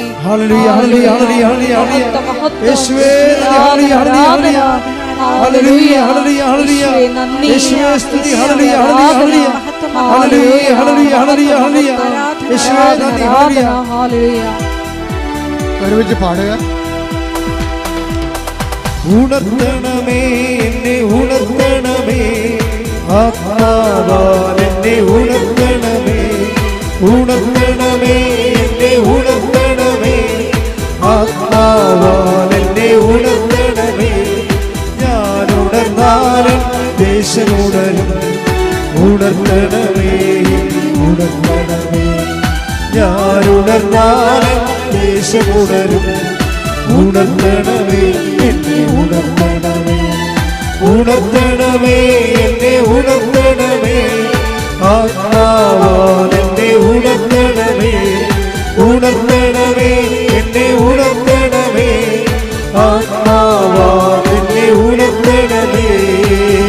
പരിശുദ്ധ പരമദിവ്യകാരുണ്യത്തിന് ആരാധനയും സ്തുതിയും പുകഴ്ചയും ഉണ്ടായിരിക്കട്ടെ. അപ്പം നമ്മുടെ സബ്ജക്റ്റ് എന്താണ്? 3 തരത്തിൽ നമുക്ക് ഉടമ്പടി ആക്ടിവിറ്റി ചെയ്യാൻ പറ്റും. ഒന്നെന്താണ്? ഒന്ന് ഉടമ്പടി എടുത്തിട്ട് മറച്ചു വെക്കുക. അതാണ് 25-18. രണ്ടാമത്തത് എന്താണ്? 17-10. ലുക്കാൻ്റെ സുവിശേഷം 17-10. 17:10. ഇതുപോലെ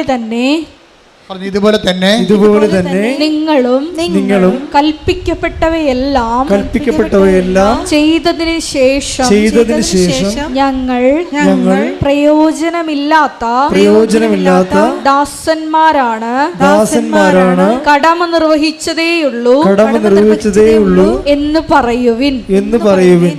ഇത് ഒരു പ്രശ്നമാണ്. എന്നുവെച്ചാൽ ഇത് ഒരു ദാസൻ അയാൾ ചെയ്യേണ്ട കാര്യങ്ങൾ മാത്രം ചെയ്യുന്നതുണ്ട്. മറ്റേത് ആദ്യത്തെ കക്ഷി എന്താ ചെയ്തത്? മറച്ചു വെച്ചു, ഒന്നും ചെയ്തില്ല, മടിയനായിട്ടിരുന്ന്. ഇപ്പം ഇയാളെന്താ ചെയ്തിരിക്കണം? 17-10 അയാൾ ഇവിടുന്ന് പറഞ്ഞ കാര്യങ്ങളെല്ലാം ചെയ്തു. രോഗികളെ കാണാമില്ല, ഒരു കുഴപ്പമില്ല. പത്രം കൊടുക്കാമില്ല, പത്രം കൊടുത്ത് പെരുന്നാളിന് നോട്ടീസ് കൊടുക്കാൻ പോലെ ഓരോ പത്രം കൊണ്ട് കൊടുക്കും. കൽപ്പിക്കപ്പെട്ടു, ചെയ്തു, അത്രേ ഉള്ളൂ, തീർന്നല്ലോ. ഇത് ബയോളജിക്കല്ല, ടെക്നിക്കലാ. ഇതൊരു ജൈവപരമായ ഉടമ്പടിയല്ല. ശരിക്കും പറഞ്ഞാൽ ഇതൊരു സ്നേഹബന്ധത്തിൻ്റെ പേരിലുള്ളതല്ല. ഉടമ്പടി എടുത്തതിൻ്റെ പേരിലുള്ള കാട്ടിക്കൂട്ടലാണ്. ഉപവസിക്കാമല്ല, ഇത് ഉച്ചയ്ക്ക് ഞാൻ ഭക്ഷണം കഴിക്കണില്ല, തീർന്ന്. ഇങ്ങനെ എന്ത് പറയുന്നു അതനുസരിച്ചിട്ട് സ്നേഹമില്ലാതെ ചെയ്യുക. നിയമം എന്ത് പറയുന്നു, ഉടമ്പടി എന്ത് പറയുന്നു അതനുസരിച്ചിട്ട് ദൈവത്തോട് സ്നേഹമില്ലാതെ നിയമപരമായ ടെക്നിക്കലായിട്ട് സാങ്കേതികമായിട്ട് ഈ വിഷയം അങ്ങനെയുള്ള ഒരു 40% ആൾക്കാരുണ്ട് ഉടമ്പടി എടുത്തിരിക്കുന്നവർ. അവരിതെല്ലാം ചെയ്യും, പക്ഷേ വിത്തൗട്ട് ലവ്. കാര്യം ആ നിയമം തെറ്റിക്കരുതല്ലോ. അല്ലെങ്കിൽ ഇനിയിപ്പോൾ വിളക്കാൻ ചേക്കണ പാണ്ടാകുമോ, ഞാൻ ചെയ്തേക്കാം. വന്ന ആശുപത്രിയിൽ നിന്ന് അമ്മച്ചോട് ചോദിക്കണേ, വല്യമ്മച്ചി വന്നായിരുന്ന? വല്യമ്മ ആശുപത്രിയിലായിരുന്നു. ഇവർക്ക് ആശുപത്രി പോകാൻ കഴിയില്ല. ആശുപത്രി ആകുമ്പോൾ വേണമെങ്കിൽ 2 കിലോമീറ്റർ ഉണ്ടെങ്കിൽ ചിലപ്പോൾ ഈ ഗവൺമെൻറ് ആശുപത്രിയിലാകുമ്പോൾ ഇവിടെ സ്റ്റാറ്റസിന് പറ്റത്തില്ല. വീട്ടിലാണെങ്കിൽ വല്യമ്മച്ചി രോഗിയാണ്, പോയി കണ്ടെന്നായി. അതേസമയം തന്നെ അവരുടെ വീട്ടിൽ നടന്നാൽ പോലും ബന്ധുമുറക്കൊരു വിസിറ്റുമായി. അപ്പോൾ അങ്ങനെ കുറേ ഗുണങ്ങളുണ്ട്. അപ്പോൾ ഈ അളന്നും തൂക്കിയും രോഗികളെ കാണുന്ന സാങ്കേതിക ഉടമ്പടിക്കാരുണ്ട്. അവിടെ ദൈവസ്നേഹമില്ല, ആ നിയമം പാലിക്കപ്പെട്ടതെല്ലാം ചെയ്യുക. അപ്പോൾ അങ്ങനെ ഒരു 40% പേരുണ്ട്. നിങ്ങൾ ഉടമ്പടി ലാഗാകാൻ കാരണം നിങ്ങളുടെ ഉടമ്പടി ചിലരുടേത് സാങ്കേതിക ഉടമ്പടിയാണ്. അവർ ചെയ്യുന്നില്ലെന്ന് ചോദിച്ചാൽ ചെയ്യുന്നുണ്ട്. അവിടെ ഉടമ്പടി ഇരിക്കണ ഇരിപ്പിൽ തന്നെ വെള്ളയായി, നീലയായി, ഇരിക്കണ ഇരിപ്പിൽ ഉടമ്പടി വെള്ളയായി, വേണമെങ്കിൽ ഉടമ്പടി സിൽവർ ഗ്രേയും ആകും. സാങ്കേതികമായിട്ട് മാറിക്കൊണ്ടിരിക്കും. അവർക്ക് ദൈവസ്നേഹത്തെ വളർച്ചയില്ല. നിയമപരമായി ചെയ്യാനുള്ള ചെയ്യുകയാണ്. അതാണ് 17:10 കൽപ്പിക്കപ്പെടെല്ലാം ചെയ്തതിന് ശേഷം അങ്ങനെ ഇരിക്കുന്ന ദാസന്മാരാണ്. ഇനി വേറെ ഒരു ദാസനുണ്ട് ബൈബിൾ പറയണം. അതെന്ന് പറയണത് നമ്മുടെ മത്തായി സ്ലീഹയുടെ സുവിശേഷം 5:47 എടുത്തേ. മത്തായി 5:47. മത്തായി 5:47. മത്തായി 5:47. സഹോദരങ്ങളെ മാത്രമേ നിങ്ങൾ അഭിവാദനം ചെയ്യുന്നുള്ളൂവെങ്കിൽ വിശേഷവിധിയായി എന്താണ് നിങ്ങൾ ചെയ്യുന്നത്? നിയമപരമായിട്ടുള്ള കാര്യങ്ങൾ, കൽപ്പിക്കപ്പെടെല്ലാം ചെയ്ത കാര്യങ്ങൾ, സഹോദരനെ സ്നേഹിക്കുന്ന കാര്യമാണ് ഈ ദൈവം പറഞ്ഞിരിക്കുന്നത് വചനത്തിൽ, അല്ലേ? നീ നിന്നെപ്പോലെ തന്നെ നിൻ്റെ അയൽക്കാരനെ സ്നേഹിക്കുക. അപ്പം അപ്പോൾ അയൽക്കാരനെ സ്നേഹിക്കുന്നു, അത്രേ ഉള്ളൂ. പക്ഷേ അങ്ങനെയുള്ള സഹോദരനെ മാത്രമേ നീ അഭിവാദനം ചെയ്യുന്നുള്ളെങ്കിൽ പിന്നെന്ത് ചോദിക്കണത്? വിശേഷവിധിയായി നീ എന്താണ് ചെയ്യണത്? അതാണ് ഉടമ്പടിയുടെ പ്രശ്നം. അത് ക്രാക്കാകണമെങ്കിൽ കാരണം അത് ക്രാക്കാകണമെങ്കിൽ കൽപ്പിക്കപ്പെട്ട ചെയ്താൽ മാത്രം പോരാ. പിന്നെ എന്ത് ചെയ്യണം? അവൻ പറയണ പോലെ ചെയ്യണമല്ല. അവൻ പറയണ പോലെ ചെയ്യുന്നതിൻ്റെ കൂട്ടത്തിൽ മൂന്ന് തരത്തിൽ ചെയ്യാൻ പറ്റും. ഒന്നെന്താണ്? ഒന്ന് 25:18 എന്താണ്?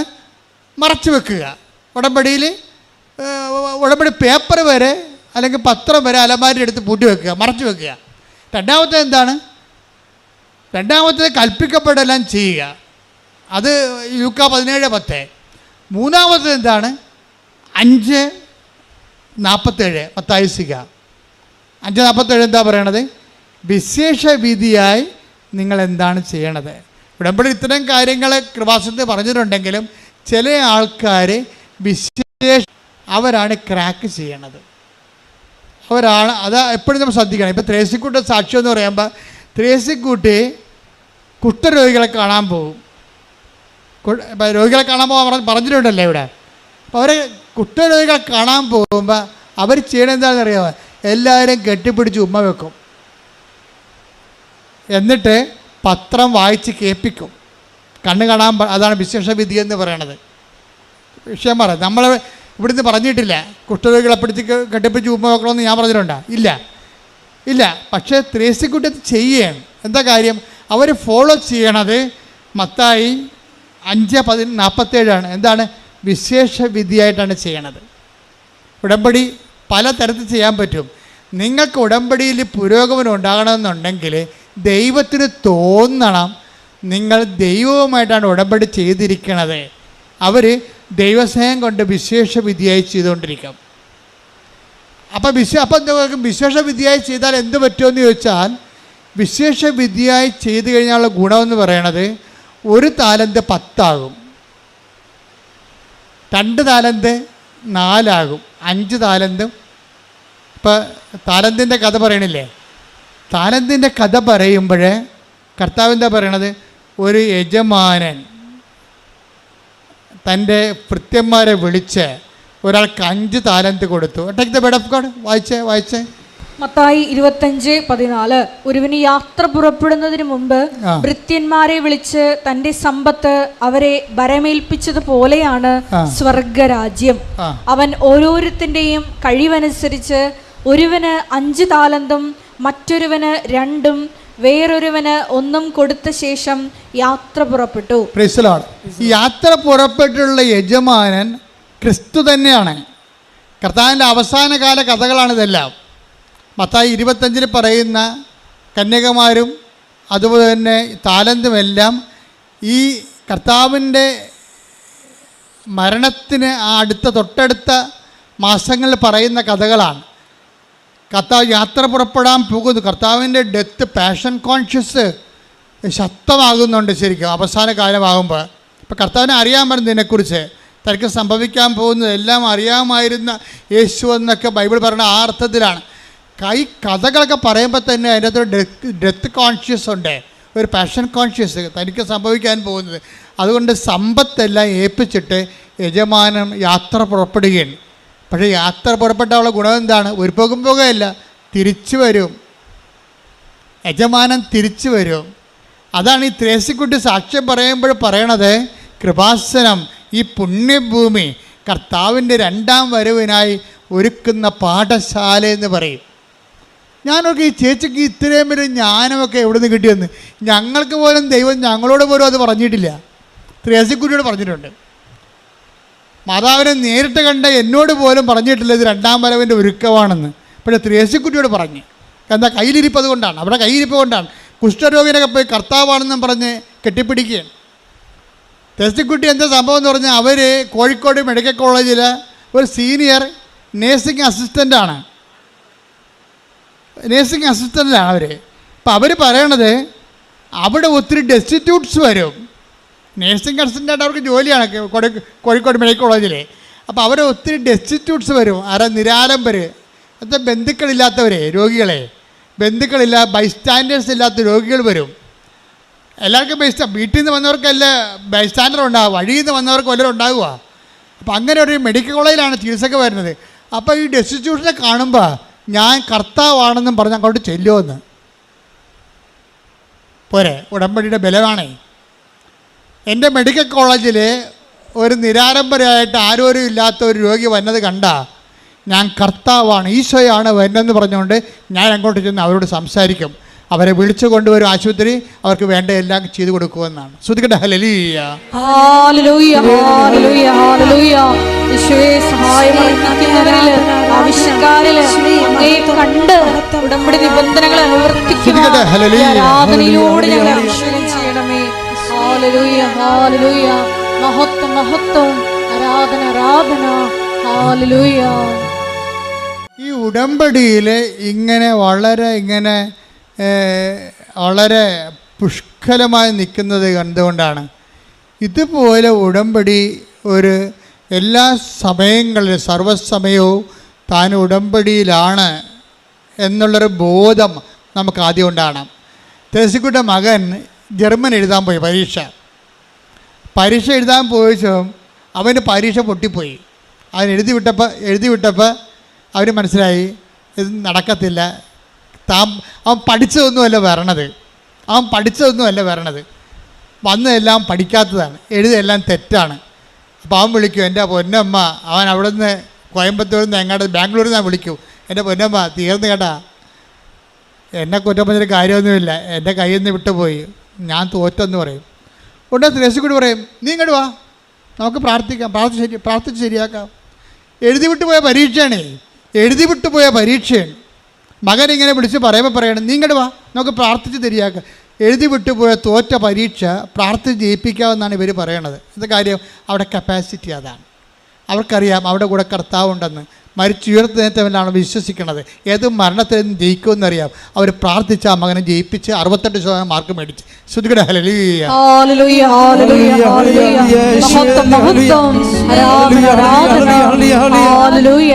ത്രേസ്യക്കുട്ടിയുടെ സാക്ഷ്യം കേട്ടപ്പോൾ എൻ്റെ മനസ്സിൽ വന്നതേ, കർത്താവിൻ്റെ ഉപമകൾ ശരിക്കും പറഞ്ഞാൽ വേറൊരു ആപ്ലിക്കേഷൻസ് ഉണ്ട് അതിന്. നമ്മളെപ്പോഴും വിചാരിക്കുന്നത് ഒരു വ്യക്തിക്ക് കൊടുത്ത കഴിവിനെക്കുറിച്ചാണ് പറയണത്, ഒരു വ്യക്തിക്ക് കൊടുത്ത കഴിവ്. അപ്പോൾ ആ ഉപമയുടെ പ്രശ്നം, അതിൻ്റെ ആപ്ലിക്കേഷൻ, ബൈബിൾ അതിനെ ആപ്ലിക്കേറ്റ് ചെയ്തിരിക്കുന്നത് പേഴ്സൺ ഓറിയൻറ്റഡ് ആണ്. അത് ഒരു സിംഗിൾ പേഴ്സൺ ഓറിയൻറ്റഡ് ആയിട്ടാണ് ആ ഉപമ ഈശോ പറഞ്ഞിരിക്കുന്നത്. പക്ഷേ പരിശുദ്ധാത്മാവ് ഇത് വായിക്കുമ്പോൾ, റീറീഡ് ചെയ്യുമ്പോൾ നമുക്ക് വേറെ ഒരു ഉൾക്കാഴ്ച കിട്ടുന്നത് എന്താണ്?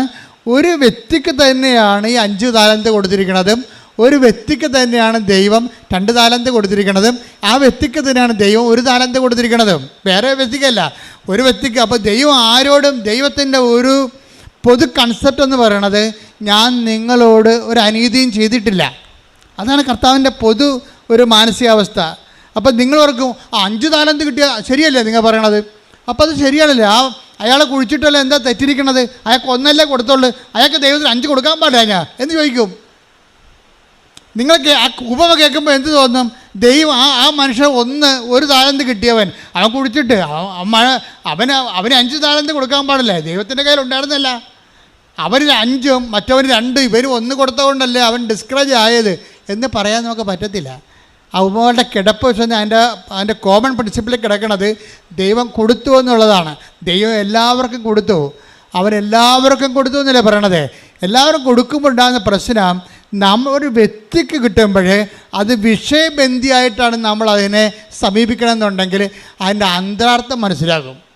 വ്യക്തിബന്ധിയായിട്ട് വരുമ്പോൾ ഒരു വ്യക്തിക്ക് 5, ഒരു വ്യക്തിക്ക് 3, ഒരു വ്യക്തിക്ക് 2, ഒരു വ്യക്തിക്ക് 1 എന്ന് പറയുമ്പോൾ സ്വാഭാവികമായിട്ടും അതിൻ്റെ അത് കുറേ ക്വസ്റ്റ്യൻസ് ബാക്കി അവശേഷിക്കും. ഇതങ്ങനെയല്ല. ദൈവത്തിൻ്റെ പൊതു സ്വഭാവം ഞാൻ നിന്നോടൊരു അനീതിയും ചെയ്തിട്ടില്ല, നീ എന്നോട് 1 ദനാർക്ക് സംഭവിച്ചതല്ലേ വാങ്ങിക്കൊണ്ട് പോവുക എന്ന് പറയുമ്പോൾ ദൈവം 1 താലന്ത് കൊടുത്തത് ഒരു നീതിയായിട്ടാണ് അത് അവിടെ വരണത്. ഞാൻ പറഞ്ഞു വരുന്നതിൻ്റെ കാരണം ത്രേസ്യക്കുട്ടി ചേർത്തതെന്ന് എഴുതാം. ത്രേസ്യക്കുട്ടിക്ക് ചില കാര്യത്തിൽ 5 താലന്ത് കിട്ടിയിട്ടുണ്ട്, ചില കാര്യത്തിൽ ത്രേസ്യക്ക് 2 താലന്ത് കിട്ടിയിട്ടുള്ളൂ, ചില കാര്യത്തിന് ത്രേസ്യക്കുട്ടിക്ക് 1 താലന്ത് കിട്ടിയിട്ടുള്ളൂ. നമുക്കൊക്കെ ഇങ്ങനെ സംഭവിച്ചിരിക്കണത്. ത്രേസ്യക്കുട്ടിക്ക് 5 താലന്ത് കിട്ടിയത് എവിടെയാണ്? അവരൊരു സീനിയർ നേഴ്സാണ്, ആവശ്യത്തിന് ശമ്പളം കിട്ടും, അവർക്ക് ജോലിയുണ്ട്, അതിന് 5 താലന്താണ്. ആ മേഖല ഒക്കെ അല്ലേ? 5 താലന്തുണ്ട് അവിടെ. രണ്ടാമത്തെ മേഖല 2 താലന്തുണ്ട്, അവർക്ക് 2 ആമക്കളുണ്ട്. പെൺമക്കളെ ഇനി കല്യാണം കഴിപ്പിച്ച് വിടാൻ വേണ്ടി മാത്രം അവർക്ക് പൈസ സമ്പാദിക്കേണ്ട കാര്യമില്ല, അത് പോസിറ്റീവാണ്, 2 താലന്താണ്. പക്ഷെ ഒരു കാര്യത്തിന് അവർക്ക് 1 താലന്തേ ഉള്ളൂ. എന്താ കാര്യം? 2 മക്കളെ കുഞ്ഞുങ്ങളായി ജനിച്ചപ്പോൾ തന്നെ ഭർത്താവ് മരിച്ചുപോയി. ഉണ്ടാ അവിടെ 1 താലന്തേ ഉള്ളവർക്ക്. പിടിയിട്ടാ സമയം പിടിയിട്ടില്ലേ? അത് താലന്തിൻ്റെ ഉപമ ശരിക്കും വ്യക്തി അടിസ്ഥാനത്തെക്കാളുപരി വിഷയാടിസ്ഥാനമാണ്. അതിപ്പോൾ സർവ്വജനീനമാകും. ത്രേസ്യക്കുട്ടിക്ക് ജോലിയുണ്ടെന്നുള്ളത് 5 താലന്താണ്. ആ ജോലി കൊണ്ട് ആ ജോലിക്കുള്ള ശമ്പളം 8 മണിക്കൂർ ജോലി, 8 മണിക്കൂർ വിശ്രമം, അതിൻ്റെ ഡി എ അതിൻ്റെ മേടിച്ചു പോകല്ല. അതിൻ്റെ ഇടയ്ക്ക് വിശേഷ വിധിയായി ആ 5 താലന്ത് വർദ്ധിപ്പിക്കാൻ അവിടെ കിടന്നു. ആ പ്രൊഫഷൻ എടുത്ത് ഒരുത്തൻ തെങ്ങേന്ന് വീണിട്ട് ചെന്ന് അവിടെ തെങ്ങേന്ന് വീണിട്ട് അവനെ ചത്തതുപോലെ ത്രേസ്യക്കുട്ടിയുടെ മെഡിക്കൽ കോളേജിൽ ചെന്ന്. അപ്പോൾ തുടനെ ഈ നേഴ്സ് പോയി ഉടനെ എന്താ ചെയ്യണത്? ഉടമ്പടി തൈലം കൊണ്ടുവന്ന് തെങ്ങേന്ന് വീണൻ്റെ വായിന്ന് ചോരയാണ് വന്നത്. അവൻ്റെ നെറ്റിക്ക് ഉടമ്പടി തൈലം തേച്ച് വിശ്വപ്രമാണം ചൊല്ലിയിട്ടാണ് അവനെ കൊണ്ടുപോകുന്നത്. എന്തിനാണ് ഡോക്ടറിനെ അറിയിക്കണത്? ഒരാൾ ഉടമ്പടി ആക്ടിവേറ്റ് ചെയ്യേണ്ട രീതി കണ്ടില്ലേ? തെങ്ങേന്ന് വീണവൻ്റെ വായിന്ന് ചോര വന്ന് അവന് ബോധമില്ല. അവനെ ഡോക്ടറിനെ കാണിക്കുന്നതിന് പകരം ആദ്യം ഉടമ്പടി തൈലം എടുത്തിട്ട് വിശ്വപ്രമാണം ചൊല്ലി കർത്താവിനെ ഉടമസ്ഥപ്പെടുത്തുക. അവനെ വിശ്വപ്രമാണം ചൊല്ലുമ്പോൾ എന്താ സംഭവിക്കണത്? വിശ്വാസം പ്രയോഗിക്കുകയാണ്. നമുക്കുള്ള പ്രശ്നം എന്ന് വെച്ചാൽ നിങ്ങൾ ഇത്രയും നാൾ എന്തുകൊണ്ട് ഉടമ്പടി ഇങ്ങനെ നിന്ന് കത്തണതിൻ്റെ കാരണം വെച്ച് കഴിഞ്ഞാൽ നമുക്ക് വിശ്വാസത്തിൽ ആൾക്കാർക്ക് അറിയാവുന്നത് പ്രാർത്ഥന മാത്രമേ ചെയ്യത്തുള്ളൂ. ആൾക്കാർ അതൊരു 30% മാത്രമേ അത് വർക്കൗട്ട് ചെയ്യത്തുള്ളൂ. ആസ്തിയാണ് പ്രശ്നം. ഒരു ആസ്തി ഭദ്രതയ്ക്ക് പ്രാർത്ഥന അത്ര കണ്ട് സഹായകമല്ല. 30% പ്രാർത്ഥന ആർക്കും പ്രാർത്ഥിക്കാൻ, വിശ്വാസമുള്ളവർ പ്രാർത്ഥിക്കാൻ പറ്റുമല്ലോ. പക്ഷെ പ്രാർത്ഥനയെ സാധൂകരിക്കണം, അത് പ്രവൃത്തിയാണ്. വിശ്വാസത്തെ സാധൂകരിക്കണതും നീതീകരിക്കണതും എന്താണ്? പ്രവൃത്തിയാണ്. പ്രവൃത്തിയെ സംബന്ധിച്ചിടത്തോളം വിശ്വാസം ആക്ടിവേറ്റ് ചെയ്യണത് പ്രാർത്ഥനയിലൂടെ ചെയ്യാം, പിന്നെ എന്താണ്? പ്രവൃത്തിയിലൂടെ ചെയ്യാം. ത്രേസ്യക്കുട്ടി പ്രവൃത്തിയുടെ കാര്യത്തിൽ വില്ലത്തിയാണ്. പിന്നെ എന്താണ്? ഉടമ്പടി വരുമ്പോൾ ഈ പ്രവൃത്തിയും പുറത്തുനിന്നൊക്കെ ചെയ്യാൻ പറ്റും, പുറത്ത് ആൾക്കാർ പ്രവർത്തിക്കുന്നവരൊക്കെ ഉണ്ടാകും. പക്ഷേ ഉടമ്പടി വരുമ്പോൾ എംപവറിങ്ങിന് വേറെ ഒരു സൊല്യൂഷൻ, വേറെ ഒരു പ്രൊവിഷൻ വരുന്നുണ്ട്. ഇതാണ് ഫുൾ ഓപ്ഷനായിട്ട് വരണത്. എന്തുകൊണ്ടാണ് കവനൻ്റ് ഫുൾ ഓപ്ഷൻ ആകാൻ കാരണം? വിശ്വാസത്തിൻ്റെ ഫുൾ ഓപ്ഷൻ ഇതിനകത്തുണ്ട്. ഒന്ന്, വിശ്വാസം പ്രാർത്ഥിക്കുന്നു, വിശ്വാസം പ്രഖ്യാപിക്കുന്നു, പിന്നെ എന്താണ്? വിശ്വാസം പ്രയോഗിക്കുന്നു. വിശ്വാസ പ്രയോഗങ്ങൾ ഒരു പക്ഷേ സഭയിലെ സാർവജനീനമായിട്ടല്ല. കാര്യം വിശ്വാസം പ്രയോഗിക്കണമെങ്കിൽ ആദ്യം വിശ്വാസ പ്രമാണത്തിൽ നമുക്ക് ഒരു ഹൃദയതാളമായിട്ട് മാറണം. ഇത് വിശ്വാസ പ്രമാണം കാറ്റഗറിയിൽ പഠിച്ചതാണ്, കാണാതെ പഠിച്ചതാണ്, എന്നാൽ കാഴ്ചയേക്കാന്ന് പറഞ്ഞാൽ സംഭവം ഏക്കത്തില്ല. വിശ്വാസ പ്രമാണം എന്ന് പറഞ്ഞു കഴിഞ്ഞാൽ ഒരു മനുഷ്യൻ ഏക ദൈവത്തെ ഞാൻ വിശ്വസിക്കുന്നു എന്ന് ചങ്ക കൊണ്ട് പറഞ്ഞാൽ തീരാവുന്ന പ്രശ്നമേ മനുഷ്യനുള്ളൂ. പക്ഷേ അതുപോലെ നീ വിശ്വാസത്തിലേക്ക് വരണം. ചില ആൾക്കാർ വിശ്വാസ പ്രമാണം ചൊല്ലാൻ തുടങ്ങുമ്പോൾ തന്നെ ആക്ടിവേറ്റ് ആകാൻ തുടങ്ങും. വട്ടം കണ്ട് ചൊടിഞ്ഞു പോയ കല്ലുപ്പറമ്പ് വള്ളത്തെ ഞാൻ വിശ്വാസ പ്രമാണം എൻ്റെ ഫിനിഷിംഗ് പോയിന്റ് നിന്നുകൊണ്ട് ഈ ലോകയെ വിട്ട് കൊന്തം പിടിച്ച് ലക്ഷക്കണക്കിന് മനുഷ്യർ വിശ്വാസ പ്രമാണം ചൊല്ലിയിട്ട് ഞാൻ ചാടിച്ചെടുത്തിട്ട് 1ാം സ്ഥാനത്ത് വെച്ചിട്ടുണ്ട്. വിശ്വാസ പ്രമാണമാണ്, എനിക്കറിയാം വിശ്വാസ പ്രമാണം എന്താണെന്ന്. വിശ്വാസ പ്രമാണം എല്ലാവരുടെ കയ്യിലും വിശ്വാസ പ്രമാണം ഉണ്ടേ. പക്ഷേ വിശ്വാസം പറയും നമുക്ക് AK-47 നമ്മുടെ കയ്യിൽ ഉണ്ടോ എന്ന് അതിൻ്റെ കാര്യമില്ല. അത് ആക്ടിവേറ്റ് ചെയ്യാൻ പഠിക്കണം നമ്മൾ. അല്ല തോക്കമെടുത്ത് വീട്ടിൽ വെച്ചിട്ട് എന്താ കാണിക്കാനേ? അത് ഇതുപോലെ വിശ്വാസ പ്രമാണം കാറ്റഗറിയിൽ പഠിച്ചിട്ടുണ്ട്, അല്ലെ കൃപാസനം പുസ്തകത്തിൽ പഠിച്ചിട്ട് കാര്യമില്ല. വിശ്വാസം എന്ന് പറയണത് ചങ്കിൽ യേശു കർത്താവാണെന്ന് അധരം കൊണ്ട് ഏറ്റുപറയുന്ന മുമ്പ് എന്തു ചെയ്യണം? ദൈവം അവനെ മരിച്ചവരെന്ന് ഉയർപ്പിച്ചുവെങ്കിൽ അവൻ്റെ ഉയർപ്പ് വിശ്വസിക്കുന്ന ഞാനും എൻ്റെ ജീവിത പ്രശ്നങ്ങൾ എന്ന് ഉയർത്തെഴുന്നേൽക്കും. യേശു നാമത്തിൽ കൈയടിക്കട്ടെ. ഹല്ലേലൂയ ഹല്ലേലൂയ ഹല്ലേലൂയ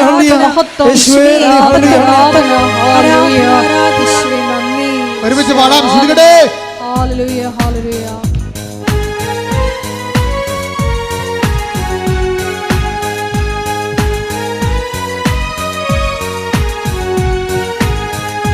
ക്രൂശിൽ കണ്ടു ഞാൻ നിൻ സ്നേഹത്തെ, ആഴമാർന്ന നിൻ മഹാത്യാഗത്തെ. ക്രൂശിൽ കണ്ടു ഞാൻ നിൻ സ്നേഹത്തെ, ആഴമാർന്ന നിൻ മഹാത്യാഗത്തെ. പകരം എന്തു നൽകും ഞാനീ, ഹൃദയം പൂർണ്ണമായി നൽകുന്നു നാഥൻ. പകരം എന്തു നൽകും ഞാനീ, ഹൃദയം പൂർണ്ണമായി നൽകുന്നു നാഥൻ. വിശ്വാസം ശരിക്കും പറഞ്ഞാൽ വിശ്വാസം ഒരു വിളക്കാണെങ്കിൽ, വിശ്വാസം ഒരു വിളക്കാണെന്ന് വിചാരിച്ചോ, അതിൻ്റെ എണ്ണ വിളക്ക് വെറുതെ കത്തുക? കത്തത്തില്ല. എന്ത് വേണം? എണ്ണ വേണം. എണ്ണ എന്ന് പറയുന്നത് സ്നേഹമാണ്. ഇപ്പം ഞങ്ങളുടെ സെമിനാറിലൊക്കെ 120 ക്ലാസ്സാണ് വിശ്വാസപ്രമാണം ഓരോ സ്റ്റേറ്റ്മെൻറ്റ്സിനും. എന്നിട്ട് ഓരോ ആൾക്കാരുടെ സ്റ്റേറ്റ്മെൻറ്റുകളും അവർ പഠിപ്പിച്ചുകൊണ്ടിരിക്കും. പക്ഷേ പുറത്തിറങ്ങുമ്പോഴേ വിശ്വാസം ആക്ടിവേറ്റ് ചെയ്യാൻ നമുക്ക് പറ്റത്തില്ല. വിശ്വാസം ആക്ടിവേറ്റ് ചെയ്യാനുള്ള സാധനം അവർ പഠിപ്പിച്ചിട്ടില്ല. അവർ വിശ്വാസത്തിൻ്റെ വിചാര മേഖലയാണ് പഠിപ്പിച്ചത്. വിശ്വാസത്തിനൊരു വികാര മേഖലയുണ്ട്. അത് നീയും നിനക്ക് വേണ്ടി ക്രൂശിക്കപ്പെടുന്നതും തമ്മിലുള്ള നിന്റെ ആത്മബന്ധമാണ്. ശ്രദ്ധിക്കട്ടെ. ഹല്ലേലൂയ ഹല്ലേലൂയ ഹല്ലേലൂയ ഹല്ലേലൂയ. വിശ്വാസം എപ്പോഴും നമ്മൾ ശ്രദ്ധിക്കേണ്ടത് വിശ്വാസം പ്രഖ്യാപിക്കുകയാണ് ചെയ്യണത്. ഈ പ്രാർത്ഥന നമ്മൾക്ക് മുറിയുടെ അകത്തേക്ക് ഇരുന്ന് പ്രാർത്ഥിക്കാൻ പറ്റും. വിശ്വാസം നമുക്ക് മുറിയുടെ അകത്തിരുന്ന് വിശ്വസിച്ചാൽ അത്ര കണ്ട് ഏക്കത്തില്ല. മനസ്സിലായി? വ്യത്യാസമുണ്ട്. വിശ്വാസം പ്രാർത്ഥന നമുക്ക് വേണമെങ്കിൽ മുറിയുടെ അകത്തിരുന്നും പ്രാർത്ഥിച്ചാൽ ദൈവം കേൾക്കും. പക്ഷേ വിശ്വാസം അങ്ങനെയല്ല. വിശ്വാസത്തിന് 10 മനുഷ്യരുടെ സാന്നിധ്യം ഉണ്ടാകണം. മനുഷ്യരുടെ മുമ്പിൽ എന്നെ ഏറ്റുപറയുന്നവനെ സ്വർഗ്ഗസ്ഥനായ എൻ്റെ പിതാവിൻ്റെ മുമ്പിൽ ഞാനും ഏറ്റുപറയും. ശ്രദ്ധിക്കട്ടെ.